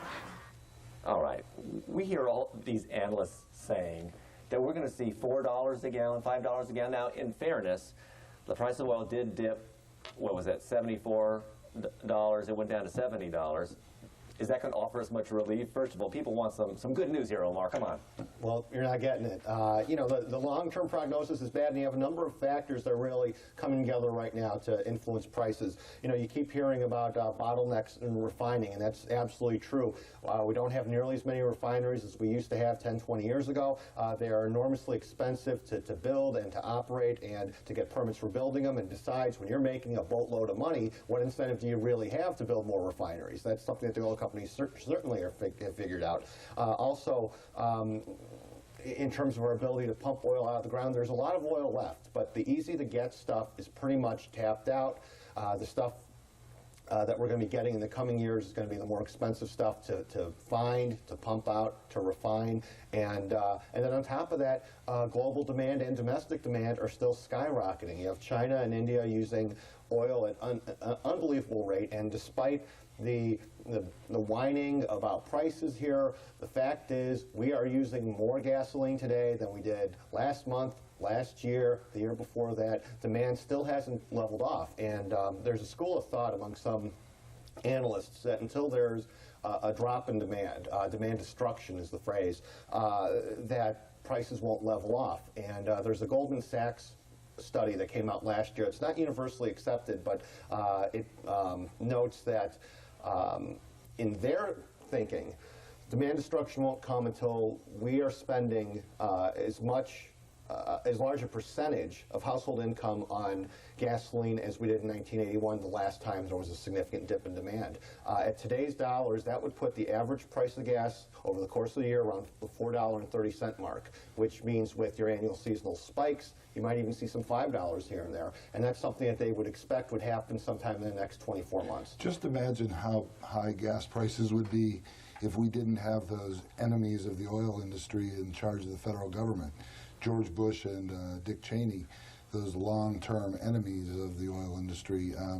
And, you know, I think that obviously the federal government has been incredibly remiss in their unwillingness to crack down on windfall profits for the oil industry. It's been scandalous how much money the major oil companies have made over the past year, and Bush and Cheney's friends in those businesses are making unheard of profits, and there is no one awake at the switch in Washington, D.C. who's willing to call them on it. And, you know, the people of the United States need to, you know, take a good look at Washington, D.C. and say, who is protecting us here? Because it is unconscionable. Thank you, Steve Sebelius. It was Jeff Sims that said that, not me. and it gets even worse than that. In the midst of all this, these record profits, they passed tax breaks for the oil companies that are making these record profits. Now that is an obscenity that can't be uttered on this show. I mean, it's absolutely ridiculous. And it got so bad. How bad did it get? I'm glad you asked. It got so bad that George Bush himself finally called for repealing $2 billion of, I think it was a $7 billion package of tax breaks for the oil companies. Now, it's got to be pretty bad. I got to say, on the scale, on the Armageddon scale of 0 being a really boring day and 10 being, oh, look, it's Jesus coming back with glory to judge both the living and the dead, that's an 8.5. What about this idea of the gas tax? There's, correct me if I'm wrong, 17 cents on the state side, about 17 cents on the federal side. Bob Beers has said, repeal the whole thing, repeal the state gas tax. He wants the governor to call a special session to eliminate the gas tax.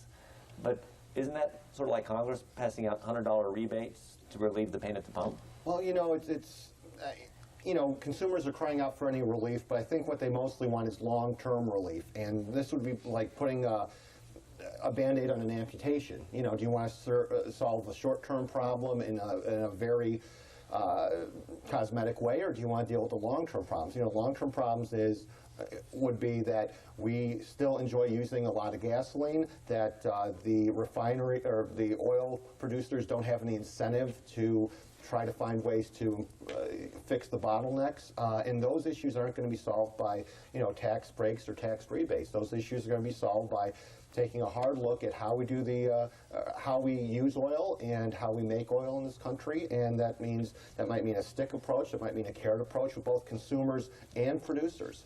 Band-Aid on amputation, though. Now we're getting into the Republican health care plan. But that aside, the fact is that the gas tax money isn't just taxed and then it just goes, you know, to get Kenny Gwynn haircuts and rides in his state car. It goes to pay for roads. So if voters vote for that, if they want that, and Kenny Gwynn is as pliable as Plato as he always is. Well, if the legislature calls for that, I think I'll sign it. And if they pass it and voters vote for that, then when they're in gridlock and they're bumper to bumper on an unfinished road, they've got no one to blame but themselves. Look in your rearview mirror. That's you. That's who's got you there. These things pay for the roads, and we need that tax money for those roads. Well, and just to say something that's probably really unpopular, where's the evidence that we need relief from this? You know, I think we need relief because every time that sign on the pump goes up by one digit, we think, oh my God. But I mean, even if you're driving a gas-guzzling SUV, the total amount that you're paying more over the course of a year is a couple $100. There is a school of thought that says we're especially sensitive to gas prices because we see them in big numbers every day and every, you know, once or twice a week when we fill up our cars. But in fact, the price of milk has gone up much more in the last 5 years in America. We just don't notice it because it's on a little receipt. True, but people get a lot more offended about giving their money to Exxon as opposed to Meadow Gold Dairy. A dairy farmer, right. What about this notion of consumption? I mean, you still go on the freeway. It's bumper to bumper many, many more times during the day on freeways in this town than it was 5, 10 years ago. And you see one person in this vehicle, one person in that vehicle. Carpooling, diamond lanes. Now, we can get a whole argument about diamond lanes, as we know Southern California, but... How about magic flying cars? Whatever. Run on milk. I mean, do you see people willing to give up or buy more Priuses, give up the SUVs, carpool to work? Do you see that happening? Well, again, that's the idea of demand destruction, that when it hits a point where it truly takes a bite in the middle-class pocketbook, that's when people are going to say, you know what? You know, maybe I should carpool, maybe I should trade in the SUV. You know, I think Molly's rationale is correct. You know, you look at consumption every single way statistically, and it comes across that individuals are using more gasoline. That is the clearest sign that we have not hit a breaking point with it. Certainly, we don't like giving, you know, contributing to Mobil's windfall profits. But is it something that's affecting our lifestyles yet? By and large, no. All right, let's move on to station casinos, and we have a short background report. Take a look at this. If you want one man's opinion about his experience as a guest at Red Rock Casino Resort and Spa, just ask New Jersey native Wynn Adler. It's not like a locals casino. It's more like a strip casino. And from what I see, when everything else, it's very much strippy. Okay. So the question is, you know, for a lot of people who normally like to go to the strip, they don't have to go to the strip anymore. They could be right up here. Adler's words come on the same day that Stations Casinos announced record first-quarter earnings results. Among the report's highlights, first-quarter earnings for all Stations properties of nearly $133 million, a 10% increase over the prior year's first quarter. And while company spokesmen won't reveal actual earnings figures for its Red Rock property, they say its performance has exceeded expectations. Lori Nelson is Stations Casino's Director of Corporate Communications.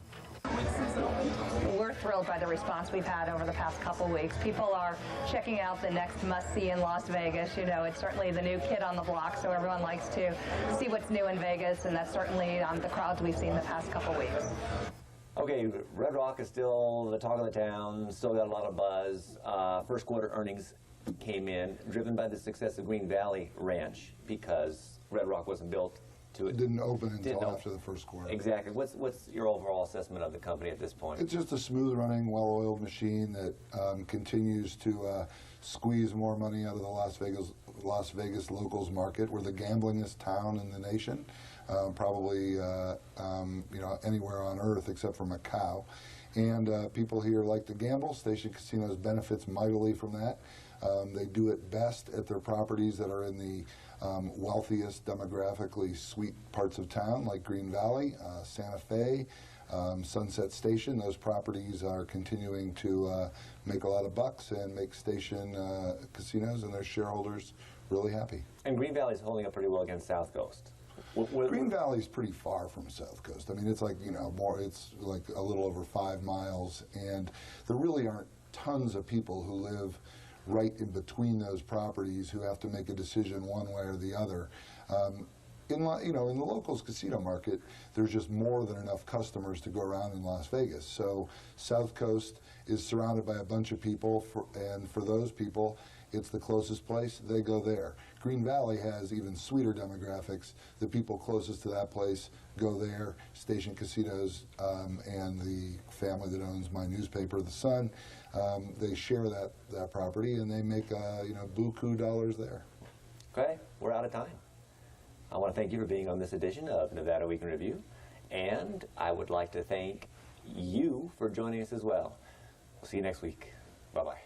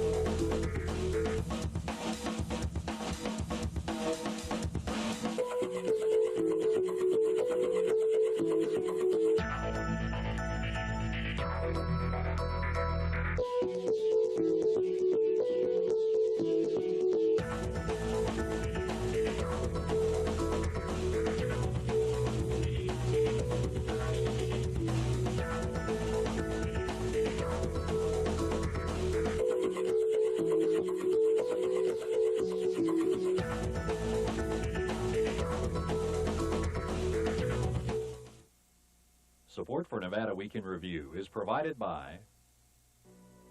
For nearly a century, Nevada Power has met the demands of growth while providing safe and reliable electric service. We're here when you need us, because we're customers too. And by Community One Federal Credit Union, where membership is available if you live, work, or attend school in Clark County. A financial institution where service is personal and people are worth more than money. Community One Federal Credit Union. Support for KLVX is provided by the Sunrise Health family of hospitals. Sunrise Hospital is home to Nevada's only comprehensive stroke center. If there's something on your mind, the Nevada Neurosciences Institute at Sunrise Hospital can put it at ease. Sunrise Health, always with you. What will happen to your assets when you die? What's going to happen to your home and your money? Have you made plans to protect your assets from taxes? And do you know that making charitable donations through your estate can benefit you and your favorite charity? KLVX TV's Modern Estate Planning Seminars will give you the answers to these and other important questions. Join us Tuesday, May 9th or Thursday, May 11th for the latest information on modern estate planning techniques and asset protection. The seminars will be held Tuesday, May 9th at 7 p.m. at the West Sahara Library, 9600 West Sahara, with estate planning attorney Rob Bolick. And Thursday, May 11th at 2 p.m. at the Green Valley Library, corner of Sunset and Green Valley Parkway, with estate planning attorney Jeff Boyce and financial planner Joe Luby. While there's no cost or obligation, seating is limited, so call 799-1010 during regular business hours to reserve your seat. These modern estate planning and asset protection seminars are presented as another public service of KLVX-TV Channel 10. Destination, back to the roots. Mariachi Los Senzontles of San Francisco East Bay Area travel in central Mexico in search of the old masters of the son ebajeño, a long-forgotten rural dance music that had fallen into obscurity for many decades. Keeping the music alive, they study, perform, and teach the forgotten music and dance to a new generation of musicians. Pasajero, traveling in time through music and dance. Tonight at 10. New Mexico's high desert, a captivating land of mountains and canyons. Author N. Scott Momaday presents a vision of hope for humankind's relationship to the natural world. Join us for Remembered Earth. May 10th at 10:30. Celebrating Asian Pacific Islander Heritage Month. This is KLVX-TV Channel 10, Los. Support for Washington Week is provided by Marjorie Barrick, dedicated to improving the quality of life in the Las Vegas community. And by the Earl and Hazel Wilson Estate. The Earl and Hazel Wilson Estate provides funding for programs that further education in the areas of business and finance. Gas prices, immigration reform, the Moussaoui verdict, and the nation's CIA director steps down tonight on Washington Week. He's given me his candid advice. I appreciate his integrity. Why did Porter Goss resign? Did the president lose confidence, or is the job obsolete? And what does it say about the state of intelligence gathering? The president says the surge in gas prices should be a wake-up call to all politicians. But could that wake-up call lead to pink slips for members of Congress? The politics of petroleum. Hundreds of thousands rally across the country pressing for immigration reform. But do the passions on both sides match the priorities of Washington? And might official Washington prefer to do nothing? And in federal court, he praised Osama bin Laden, railed against the U.S. government, and ridiculed families of 9/11 victims. But in the end, a federal jury decided not to sentence Zacarias Moussaoui to death. Why not, and what now? Covering these stories tonight, Dana Priest of The Washington Post, John Harwood of CNBC and The Wall Street Journal, Michael Duffy of Time Magazine, and Pete Williams of NBC News, plus remembering Louis Rukeyser. Live from our nation's capital, this is Washington Week with Gwen Ifill, produced in association with National Journal. Corporate funding for Washington Week is provided by the following. Because freedom is priceless, our fighters help preserve it. Because democracy is cherished, our missile systems help defend it.